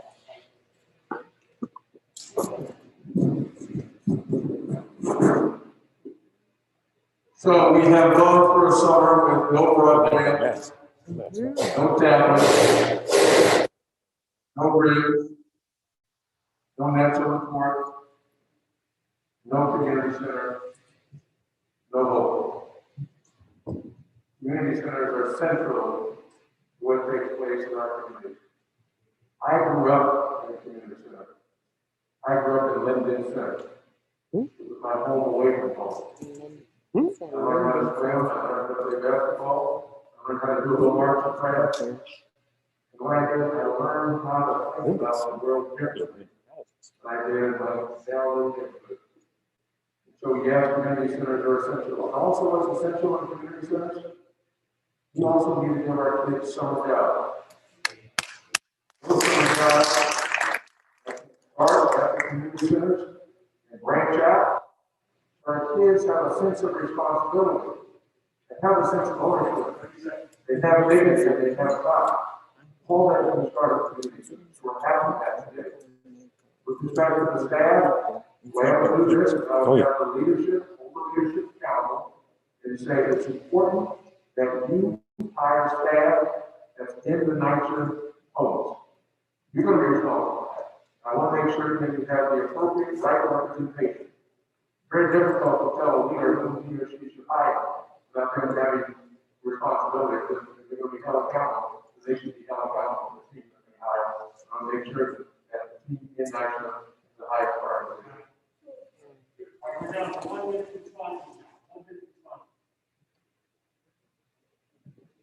My question is on safety and security. Currently, when a building goes into the RAD program, the question remains, who's going to be policing these developments? The residents have a much stronger relationship with the NCOs than they do the police. And they would prefer to keep the NCOs and the housing police on once the building is converted to Section 8. If you are elected mayor, what would your stance be on this? Since NYCHA still retains ownership of the land, will the housing authority police still be permitted to be under the day-to-day, activities of the residents, or would you have them transferred over to the police precincts, and why? So I want to make a broader point here and then come back to your specific question. One of the fundamental problems in New York about the way that RAD has been implemented is residents were not at the table to begin with. The fundamental process was not understood. Let's be clear, RAD has been used in other places around this country with no privatization whatsoever. Public management, public ownership, all of it has stayed the same. And so we absolutely have the opportunity to design what we think it should look like at RAD and every other development. And I am completely open to keeping it the security, the way residents believe will keep them the safest. Thank you. I have to apologize beforehand that I have to lead after this question. But I'm a firm believer. The mayor adopted part of my plan of allowing community leaders to interview their commanding officers and make a determination that should be assigned. I believe that we should have community residents interview their NCOs, their community affairs, their precinct commanders, find out their mission, look at their background, find out what their position is for the area, and should make a determination. That's how you rebuild trust, that you know who the individual is and how he's decided to be there. Right now, you don't know how that person got assigned. I policed in this city when you had a housing police, a transit police, and NYPD. You knew your housing types. You knew where they were. You even knew sometimes we'd go and knock on and they're sleeping to get them up. But you knew where they were. You need to go back to having the right number of men and women patrolling NYCHA to make you safe.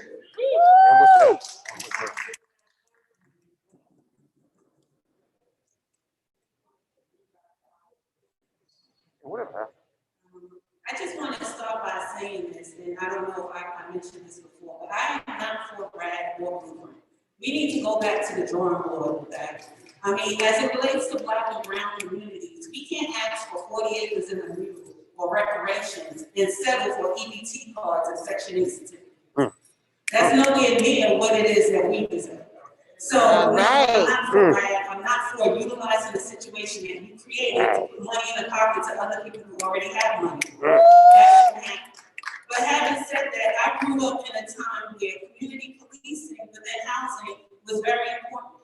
I knew what was Myers. What was Myers with my parents? There was an actual mini precinct in the buildings across the street from us. So it's very important to bring that back because I think it humanizes the people that you are trying to keep safe. It's not about policing people. You need to be able to keep people safe. And when you humanize them and you have that relationship, then that's when you get a different outcome. Woo! Yeah. That's right. That's why I like it. Thank you for that question. I really want to start by saying we need someone's trust to be rebuilt between all of our communities and PD, and we shouldn't break something that is working. If it is working, then we need to keep those NCOs after they have been converted through that process. There's no reason to make a change. There's no reason that that has to occur. So I'm supportive and I hear your voices around how you feel you need to feel to be safe. And that is critically important as we move forward in the city.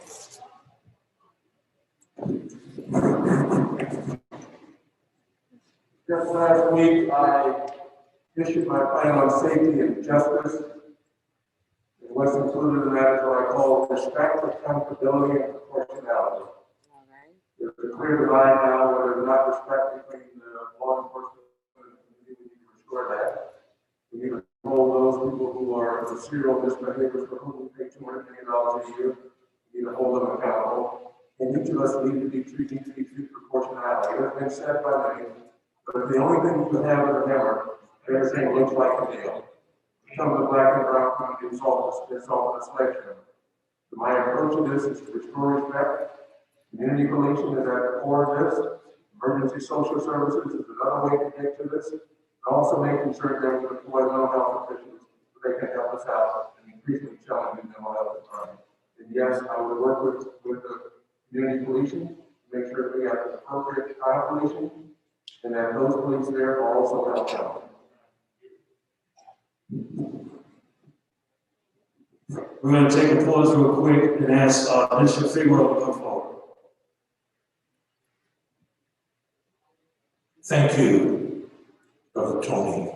Let's give God praise for all of the good.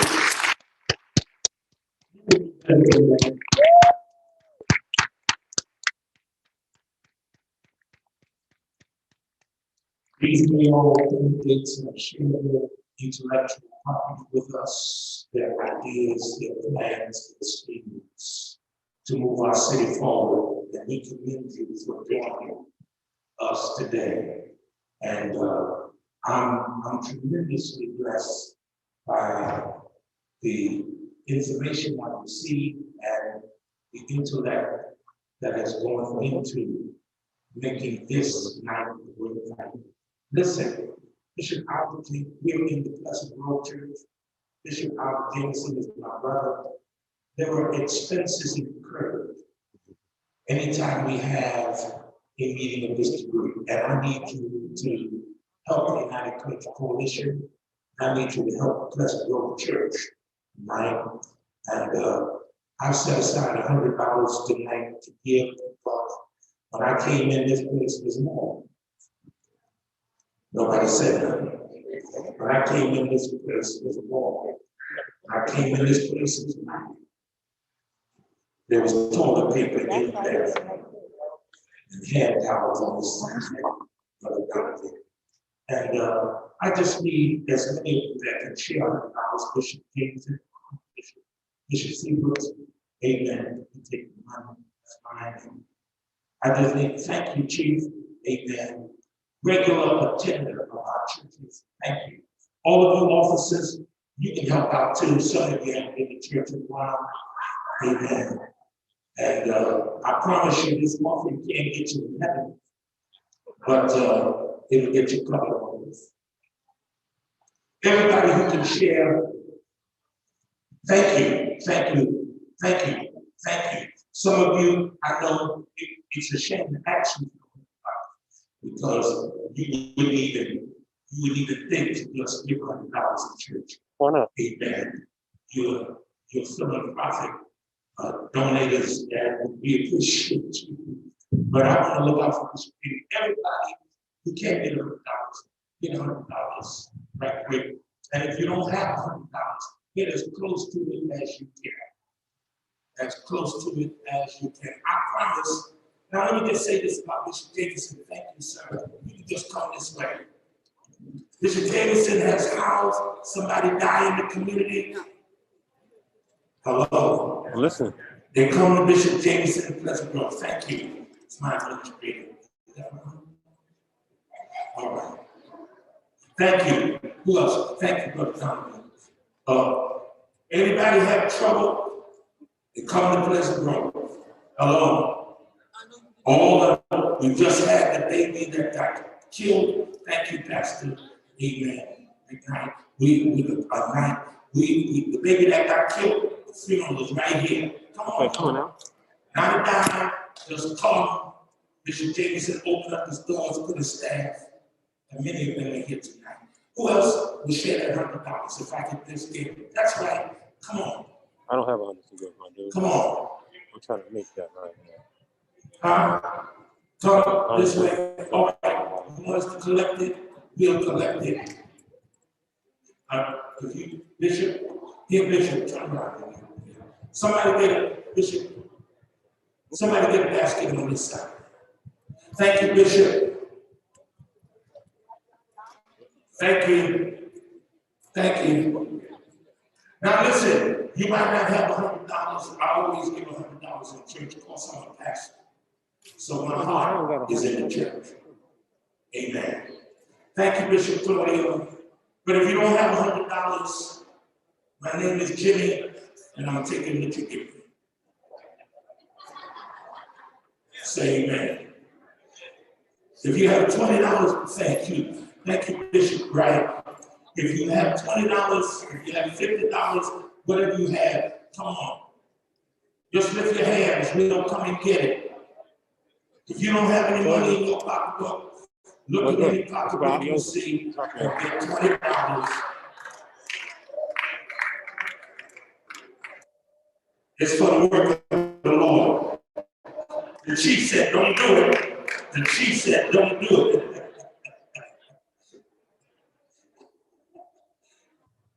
The Bible said a merry heart was good like medicine, and everything we've been through, you got to laugh to keep from crying. Somebody talk back to me. Hallelujah. I said you got to laugh to keep from crying. Get all those community service officers in the back there. Y'all give me $20. Right back there. And they'll give it to you. Fiscal. Assume the position. Shake them down. Only in church. Salvation is free, but it's not cheap. I don't care how much Holy Ghost you got, you can't go to the power company. If you go to the power company and speak in tongues, it will turn your lights on. And they'll tell you, if you got all that power, put your hand on the light bulb. Come on, everybody. Thank you, yards. Thank you, other yards. Who else? I promise God will give it back to you. We're the people that know. God will give it back to you. Good measure. Pressed down, shaking together. Thank you. All right, just a minute. I'm not married. Hold 1 second. We haven't forgot you. Come on, everybody. I promise. The church, if you talk about the community centers and everything else, the church is the center of our community. I can't hear nobody saying that. The church is the center of our community. Amen. And so we want to support. Thank you so much. Thank you. Did everybody give? Okay. Mr. Seawood said, don't put no pressure on the people. But I don't like the police. Can you say amen? Amen. I want to be sure that the area is safe. Thank you so much for your giving. Would you just bow your heads for just a moment? Father, every person who has sown into this offering, we pray that you would bless them 30, 60, 90, and 100-fold. Supernatural, exponential, unexhaustible increase. Work a wonder in their finances in the midst of the pandemic. Let the needs be satisfied. Thank you for Bishop Jameson opening up these doors. Send him support and help and finances from unexpected places that the members of Pleasant Grove would know he has been ordained to be the center of our community. In Jesus' name, amen. Amen. Thank you.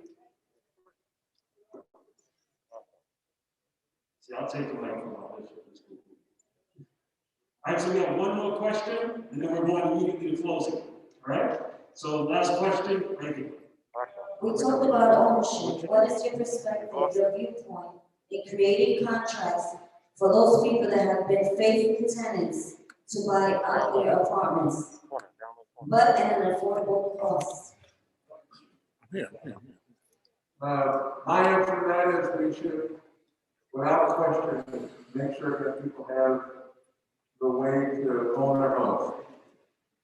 And as I look at what I've been able to accomplish in my time here, well, I've been the soul brother, that's what you will, I have made sure that I wasn't the soul brother, that's what I'll be. And have made sure along the way that those of us, especially those who look like me, were able to move from low class to middle class and to get homes. My track record having done that, I think it's probably unparalleled. So yes, I think by all means, we should make sure that our people can own their homes. And by the way, as finance, a lot of us that understand finance, we know how to make sure that that can happen.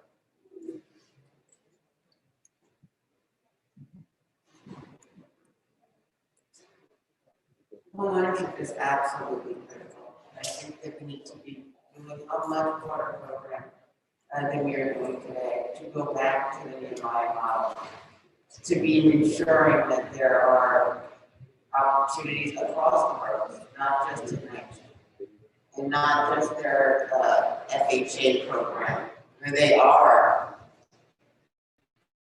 putting those homes in the hands of the tenants and making it so they're homeownership opportunities. And the reason why it's critical is that is how you develop wealth. That is your backstop if you have a medical emergency. That is like when you have a kid and you want to send them to school. That is the wealth that helps get you there. That is the wealth that you can pass down to your children. That is why homeownership is absolutely critical in the city of New York. And we have some of the lowest homeownership in the country. And ensuring that we create pathways for everyone without reducing the amount of apartments at night that are available for rent, I think is critical. So that there is generation after generation of public housing that can make sure that people can stay on their feet.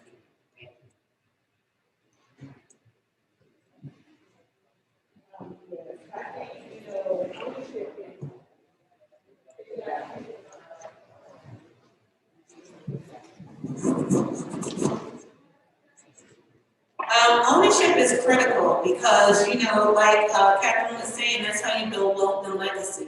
And we have to do education around that because for a lot of people, ownership is scary. But the good thing about ownership is that it's something that you can actually pass on to the next generation. It puts you in a position to not have to complete a Section 8 certificate application every year. It puts you in a position to not have to certify that you're poor enough to live in NYCHA every year. There are generations of families that have lived in NYCHA. 3 generations of my family lived in NYCHA. If you lived there for over 25 years, you've already invested $250,000 in NYCHA development. So we need to create paths to ownership, and it should include some type of grant. We could do grants to let them be able to repair their apartments themselves, but that's my plan. We're gonna go to a path towards ownership.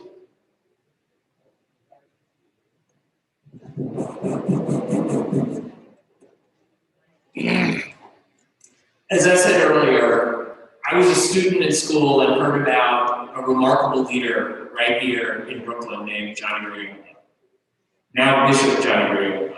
And he put me to work helping literally thousands of NYCHA residents buy their first home and build wealth.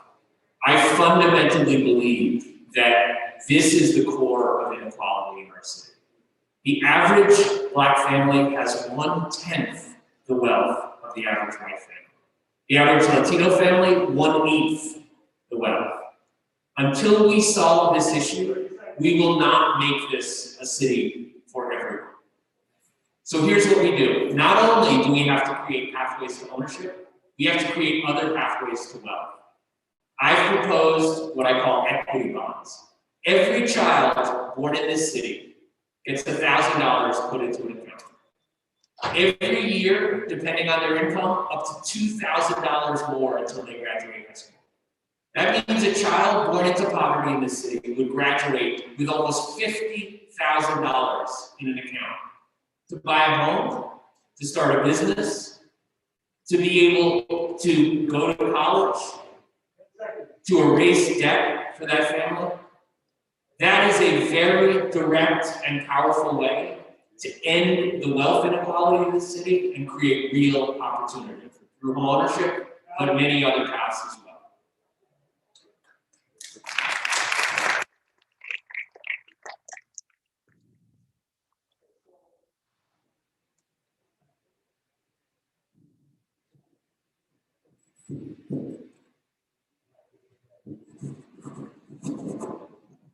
So the bishops have allowed us to take a couple of questions from the audience. But I'm going to start with this one question first from Michael Shabazz. The question is to the candidates. What is your understanding of the meaning of defund the police?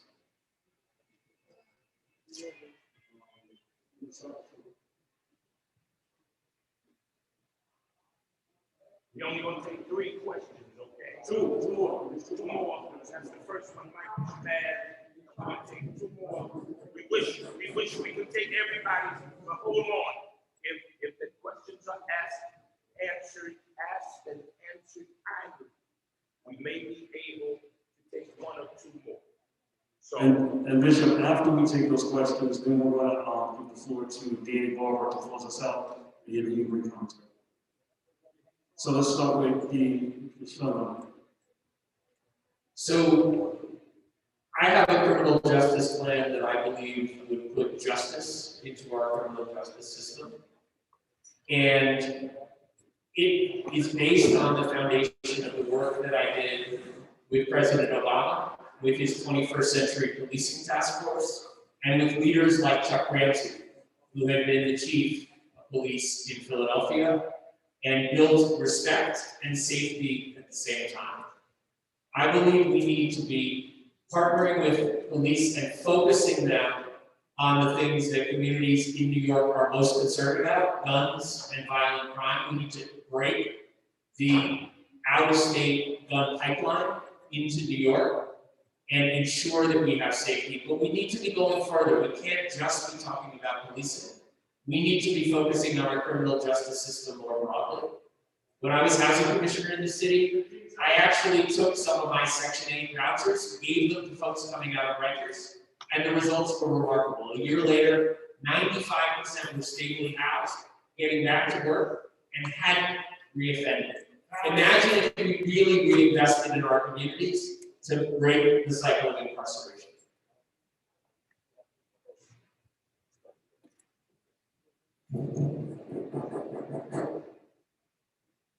My definition of defund the police means that we're actually just taking funds from the police department and utilizing those funds in a proactive manner to create different outcomes. We have to be proactive about the things that we want to see. And we see what we invest in, right? Policing is about safety, yes. We want our communities to be safe. But what is causing our communities to have so many issues? If you look at the news, you wouldn't even think that there were other communities in New York, right? What's happening in other communities that's not happening in our communities? That's when we have to take those funds, we have to allocate them in the same way in our communities so we can get the same results. So that's what defunding the police means to me. I think we need officers, we appreciate our officers because they provide us with safety. And I think they're smart enough to understand that defunding the police, if we're proactive, it actually makes their jobs easier. Because you know who's not going to commit crimes? Somebody has to get up and go to work tomorrow. I believe that everybody needs to be safe. Then we need to have trust between police as we move forward. I believe we keep our people straight. Here it is now. I'm sure there's some efficiency.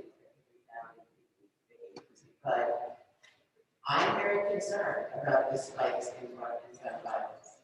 You have to be able to walk into that problem while making the investment in our education system, in our job training programs, in our mental health infrastructure, so that we can deal with the root causes, but also ensure that today we are. Okay, so here's what's gonna work. I did not go yet. Thank you. That's okay. My roll call, and I'm still okay. Thank you. Anyway, I came up with my safety and justice plan last week ago.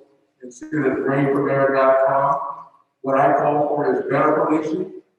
I also call for, and to be specific, not to be specific, on creating deputy mayor for public safety.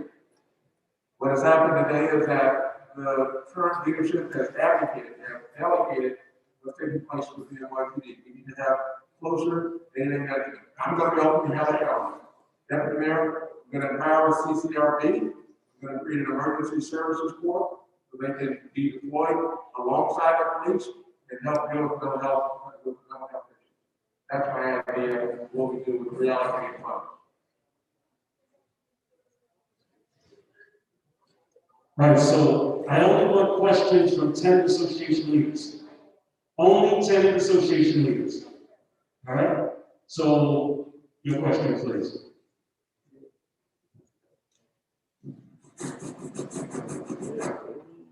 Good evening and allow me. Thank you for the. My name is Marie Flores. I'm a tenant association president for 750 units in the Bronx, Full Claremont Consolidated. I was impressed to hear some of your answers. However, my biggest question and concern is, with the city being broke or finally coming into office, how are you going to address all of the promises that you have made? Because we are short of staff everywhere. So when you say do more with less, it is impossible to clean the city up from the filth and the garbage that we have seen due to the lack of sanitation staff. It is impossible to clean and restore public housing to some dignity of feeling clean in your home when you walk into the building and say that this is your home. So that we need the caretakers on the ground. We need sanitation on the ground. We need the police department. We got really caught off guard with this whole protest situation that I don't think we would have, because the mayor did not have us as a seat at the table to discuss where do we deploy our anti-crime police officers that is taking off the job. I did not like that. I did not like that. I can tell you I did not like that. That's it. But I just want to know, where did you start being broke? Because you coming in the office broke. Very, very broke. What is it that you propose to do to then address all of these promises that you made? Every time I speak, it hears it's better than it hears now. So you're right, for a long time, we're going to ask you more with less, and now you can ask me everything with nothing. And so the way we need to address this is 2-3 weeks ago, I came out with my economic plan, which is to lead the greatest, most inclusive economic comeback in the history of the city. Small businesses, large businesses, going forward, minority women-owned businesses, so we can get capital in the city. We have to grow into this. Also, we can access the budget. There's enough capital there, and also when balance of trade. We give $26 billion to the state to the federal government. In the stimulus bill, there's $5.6 billion allocated to New York City, and there's almost $12 billion allocated to the state. We can access those there to the federal government. It's already on its way. We have pockets that are necessary here that we can access. So we can find the funds, we can be more efficient in how we operate. But we can find the dollars to make sure that the basic services are here. We need to focus on those basic services so that you and I have a quality of life that will keep us here, attract more people. All right.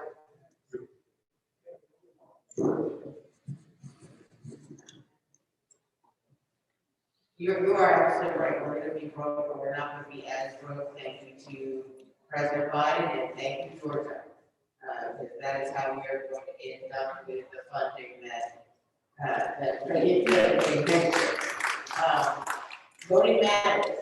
Voting does matter. But my approach is we have to regrow this one. We are losing tax revenue because we are not allowing people to be open. We don't have sales tax revenue, we don't have hotel tax revenue. So the one thing you all know better than anyone is that at night, a third of his revenue comes from rent, from tenants. Like 2/3 comes from the federal government, not from the city. And so they still have money to send to help ensure that we have enough operating funds for your development and for every other development in the city of New York. But we cannot let core services decline. You saw immediately when sanitation's budget got cut. This is one of the reasons why I left, and there were threats of more. I knew what the implications were, and I wasn't being listened to, and that's why I left.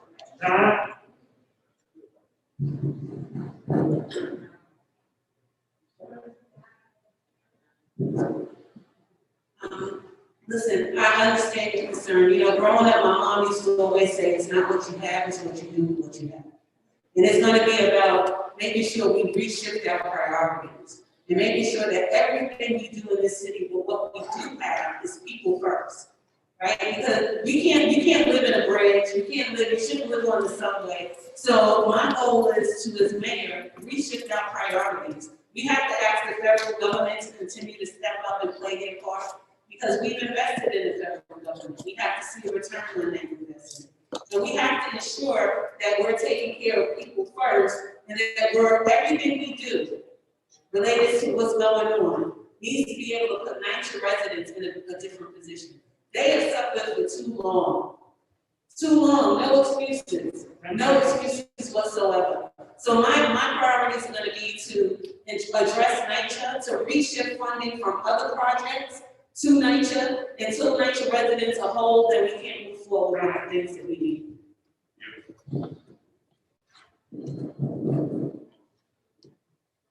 I'm so glad you asked this question. Most people are just talking the talk on this. I've actually walked the walk.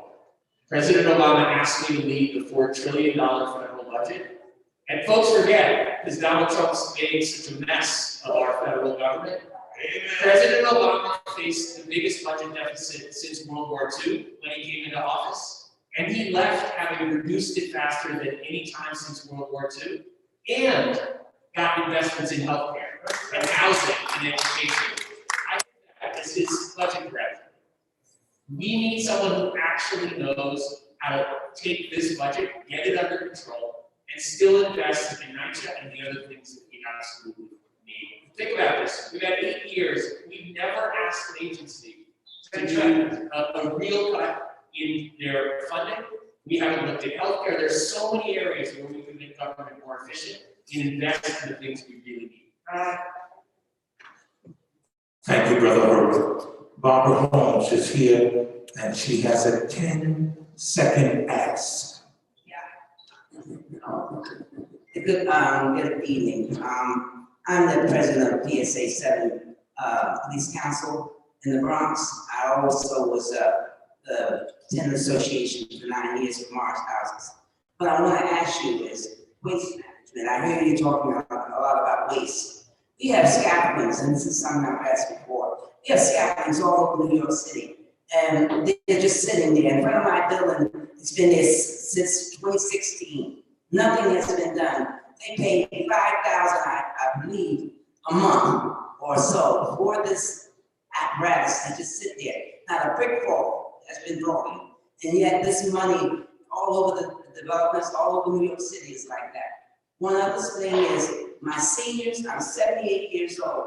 I've lived in public housing for 58 years, and I've seen it deteriorate to the bottom. And no one cares about my age group. And no one. They say something and then they do nothing. And we are housebound. They're hungry. We fed last year real fast 3,000 boxes of food in my community, just for the help the people. I don't know what's going to happen with people like me. Thank you.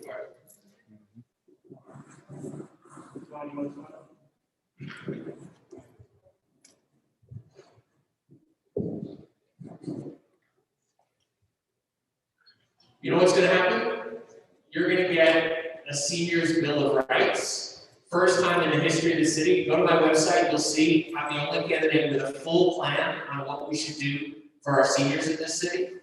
A senior bill of rights, I'm going to demand that every single agency have a plan to make sure we're putting seniors first. And let me just tell you, I've been walking the walk on this when the pandemic hit. I went and raised over $1 million, got restaurants cooking in the 5 hardest hit neighborhoods around the city, and developed an app to deliver meals directly to your door. That's the kind of innovation I would bring to city government. And guess what? The federal government would pay for it. Hundreds of millions of dollars I know how to unlock to get our restaurants cooking and serving meals directly to you at home, in your next job, or wherever else you may.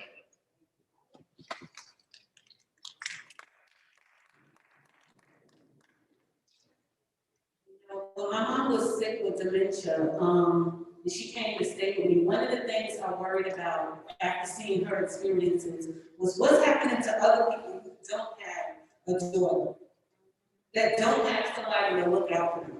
We have to take care of our seniors. Amen. And we should not put our seniors in a position that they have to constantly be filling out applications, going through this, going through that, to get the resources that they need. We know they're there. Take care of them the same way that they take care of us and people from them. So we're going to implement programs, we're going to actually implement programs that are going to help seniors.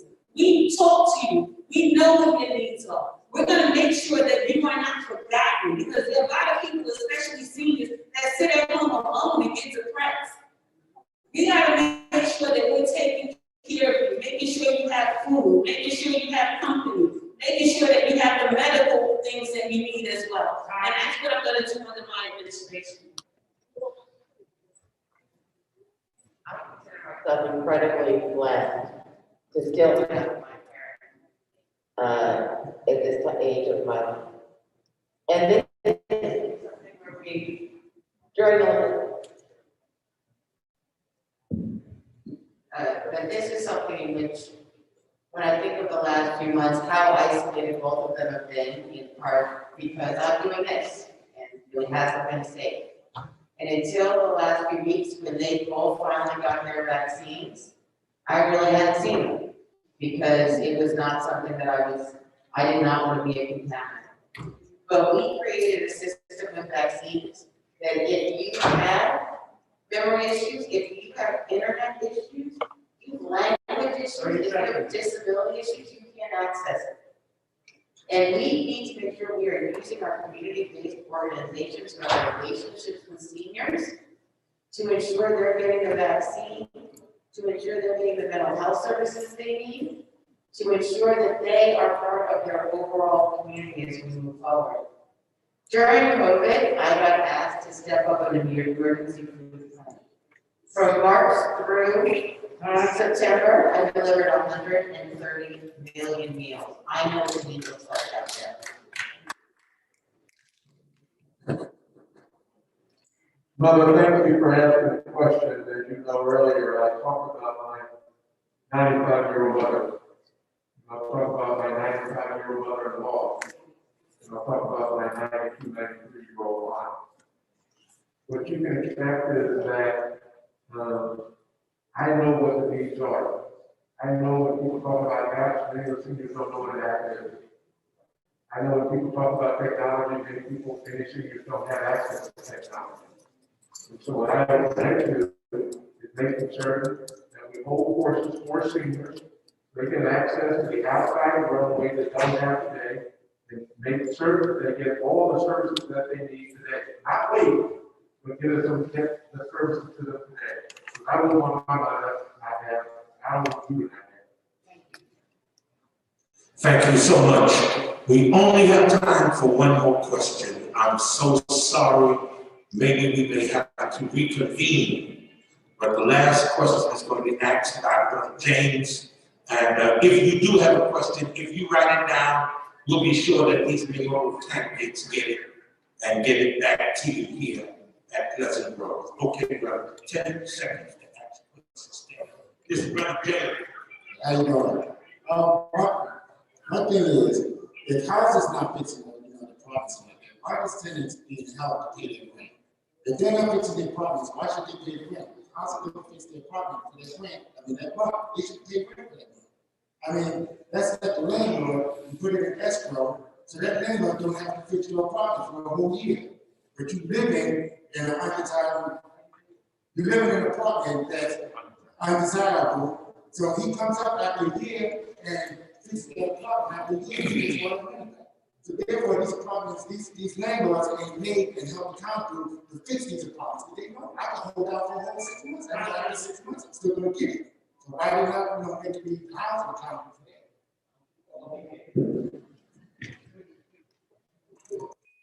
This is a problem in public housing, it's a problem in housing across the city. And I'll tell you, I saw it when I was housing commissioner in this city and the mortgage crisis started to develop.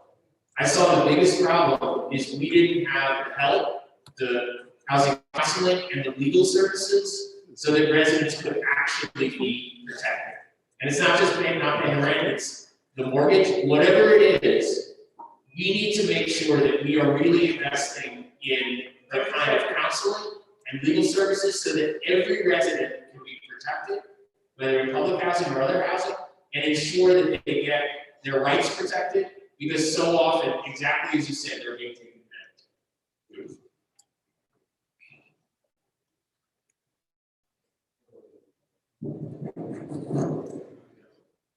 Just to be clear, your question, you said, why should tenants pay their rent if they're not getting the services?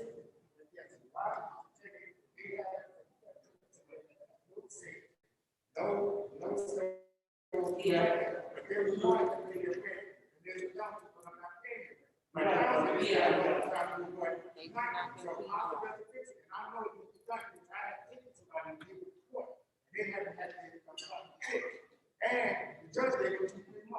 Yeah.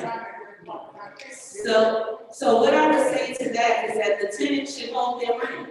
They should put their rent money up until they get, the opportunity to get their services restored. I wouldn't say they spend the money, but the city of New York can't be the worst landlord that there is. Right? We talk about other landlords, if it was another landlord, we would tell the tenant not to pay their rent. The city has to step up to the plate and do their job as well. So I would totally understand if tenants aren't paying their rent. That's what tenants do sometimes in order to get the services that they need.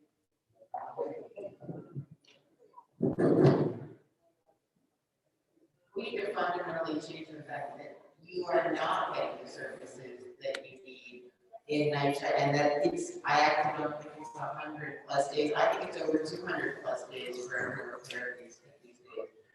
This is why we need investment in NYCHA now. It does not need to get done what is in front of it. But I think that you should think of it in the same way that a private tenant would, which is they put their rent in escrow. They put their rent in escrow until the repairs are made.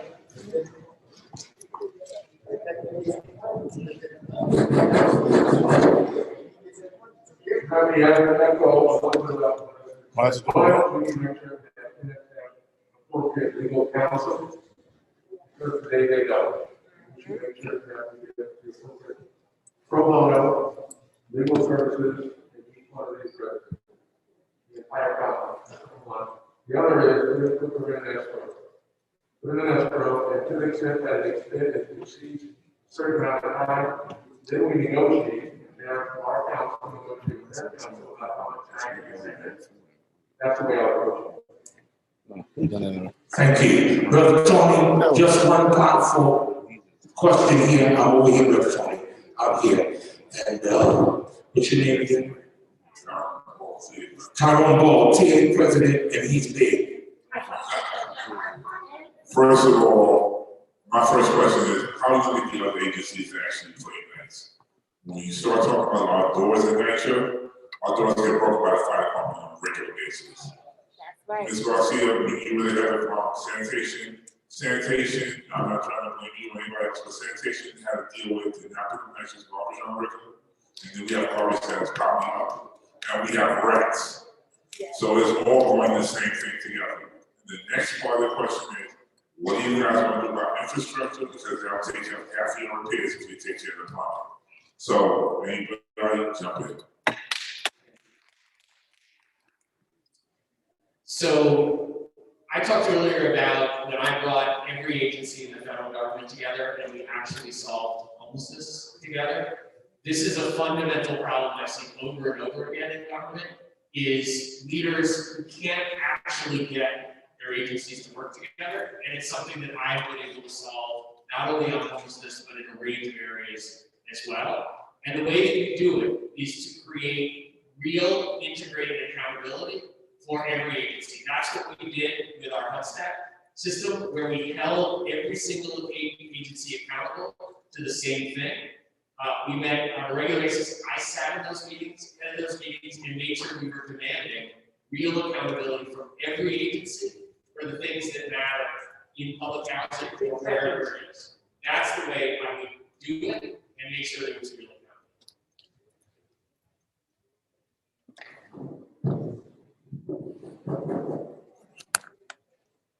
One of the things I want to implement is more effective communication and relationships between the various city agencies.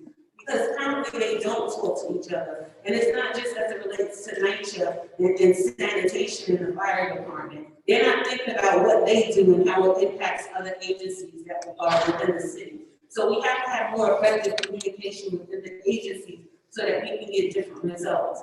But as it relates to infrastructure, you know, the young lady mentioned the other young lady mentioned scaffolding being around for 2 years. We shouldn't be pointing outside buildings if the infrastructure inside isn't working. We have to work from the top down and inside out. That's how you do construction. So as it relates to the infrastructure, I'm going to focus on the things that we need to fix first. That's part of what the priorities be. Let's start with the mechanical, HVAC. We know that takes $8 to $30 million on average to do a system. We have to have effective communications with the tenants to let them know it's going to take 2 years.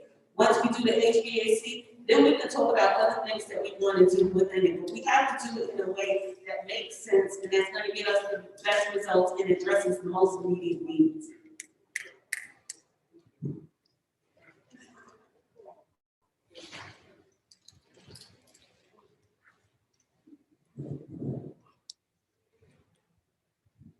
This is what the mayor's job is. It is to ensure that city agencies work together. Not only do they fire department take the elevator, but they also sometimes turn off the gas when there's a water leak, which then will take months to end up being repaired. But we also need to ask them to reach out on certain things. They had a hotline in the sanitation, so they could call and say, "This is full, come and take it." This was put in place under my watch to try and deal with the fact that we did not want garbage piled on. You know, it never made a difference to me whether you sent it to me on a Tuesday or a Friday, it was going to cost the same amount to deal with it. But this is what mayors do. They bring people together across agencies to solve problems. They hold them accountable, and they deliver for the people and ensure that the people who need the services are getting it.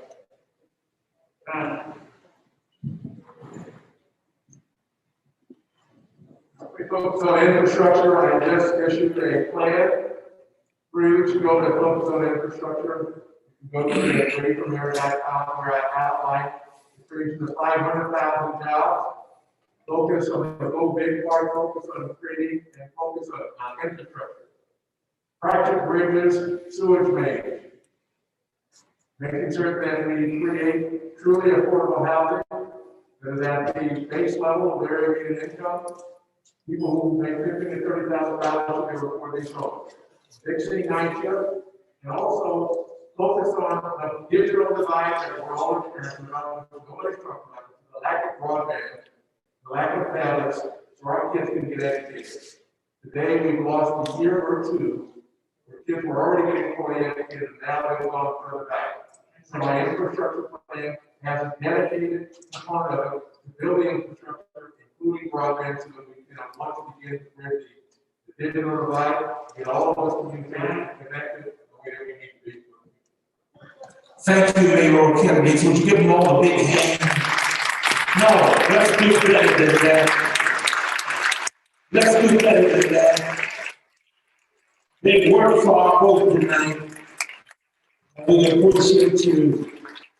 And we hope this is the first of other forums that we can have in Manhattan and in the Bronx and in Queens and in Staten Island. So our mayoral candidates share their intellectual property on how to best advance our city. Let me say this, it's 9 o'clock, we have to go home. You know your children. Yep, everyone. Pleasant Grove, Bishop Jameson, he's in the back, along with Black Veterans for Social Justice, sponsors of Coat Drive 2021. Please see Elder Kai. Where's Elder Kai? She's right walking around. There she is in the back. Elder Kai or Elder Clay Johnson. If you know anybody that has a coat, somebody is cold. Hello? Amen. And coats that you're not using, I don't bring nothing that you would wear. But if you done threw out or something, bring it to the coat drive. My administrative assistant, today, she has baby clothes that her grandson grew out of. Baby clothes with the tags on them. Those she is giving away in the outreach program today. People need help. Nobody's saying that, because you don't need help. I'll say it again, people need help. And you got clothes that still got tags on them that you will never wear again. You was a 12 when you wore that, and you know what size you are now. You can bring the coats here to the church on Tuesdays or Saturdays or Sundays. Try to bring stuff that you would want somebody to give you if you found yourself in a place where you needed help. Thank you again. We turn to Brother Tony. Yes, before we leave, first and foremost, please put your hands together. I want to thank the PSA and the Bureau.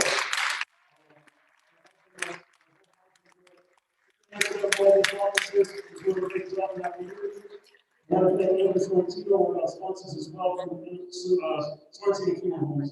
Right now, please help me welcome the leader of the city around NYCHA with regards to the residents and the residents. Please help me welcome Mr. David Garber, Chair of the Council President. I'm going to be real quick to real fast. United Clergy Coalition, thank you for opening the doors. Tony Herbert, NAACP NYCHA guys, thank you for bringing us together. Mayoral candidates, thank you for coming out. Thank you for answering questions. To the panel, thank you for a great job of asking the questions that needed to be asked. The New York City Housing Authority was faced with the pandemic before COVID-19 hit. We live worse than they live in third world countries. We have a mayor who sits back and he looks at us and does absolutely nothing. This isn't a question, this is a statement for every last one of you. Two of you I know personally, Mr. Donovan and Mr. Garcia. I can always agree with you on some of the programs that you may have put into effect. But if you expect to run this city, and this is to every mayoral candidate and any other elected official that wants to come out, the people are tired. Enough is enough.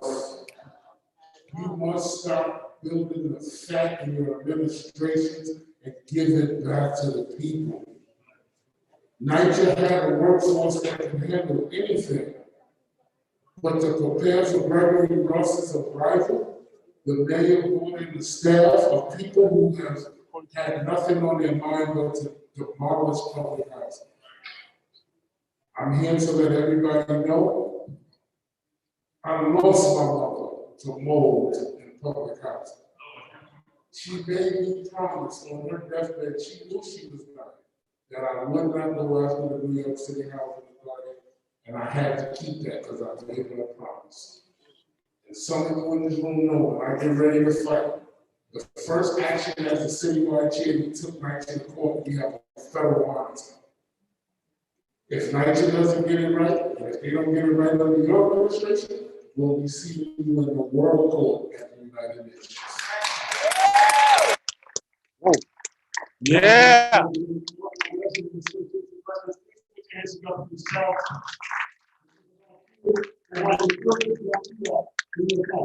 So now this happen on the day Lord Jesus coming out.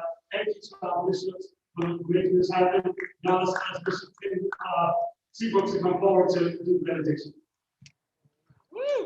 No, no.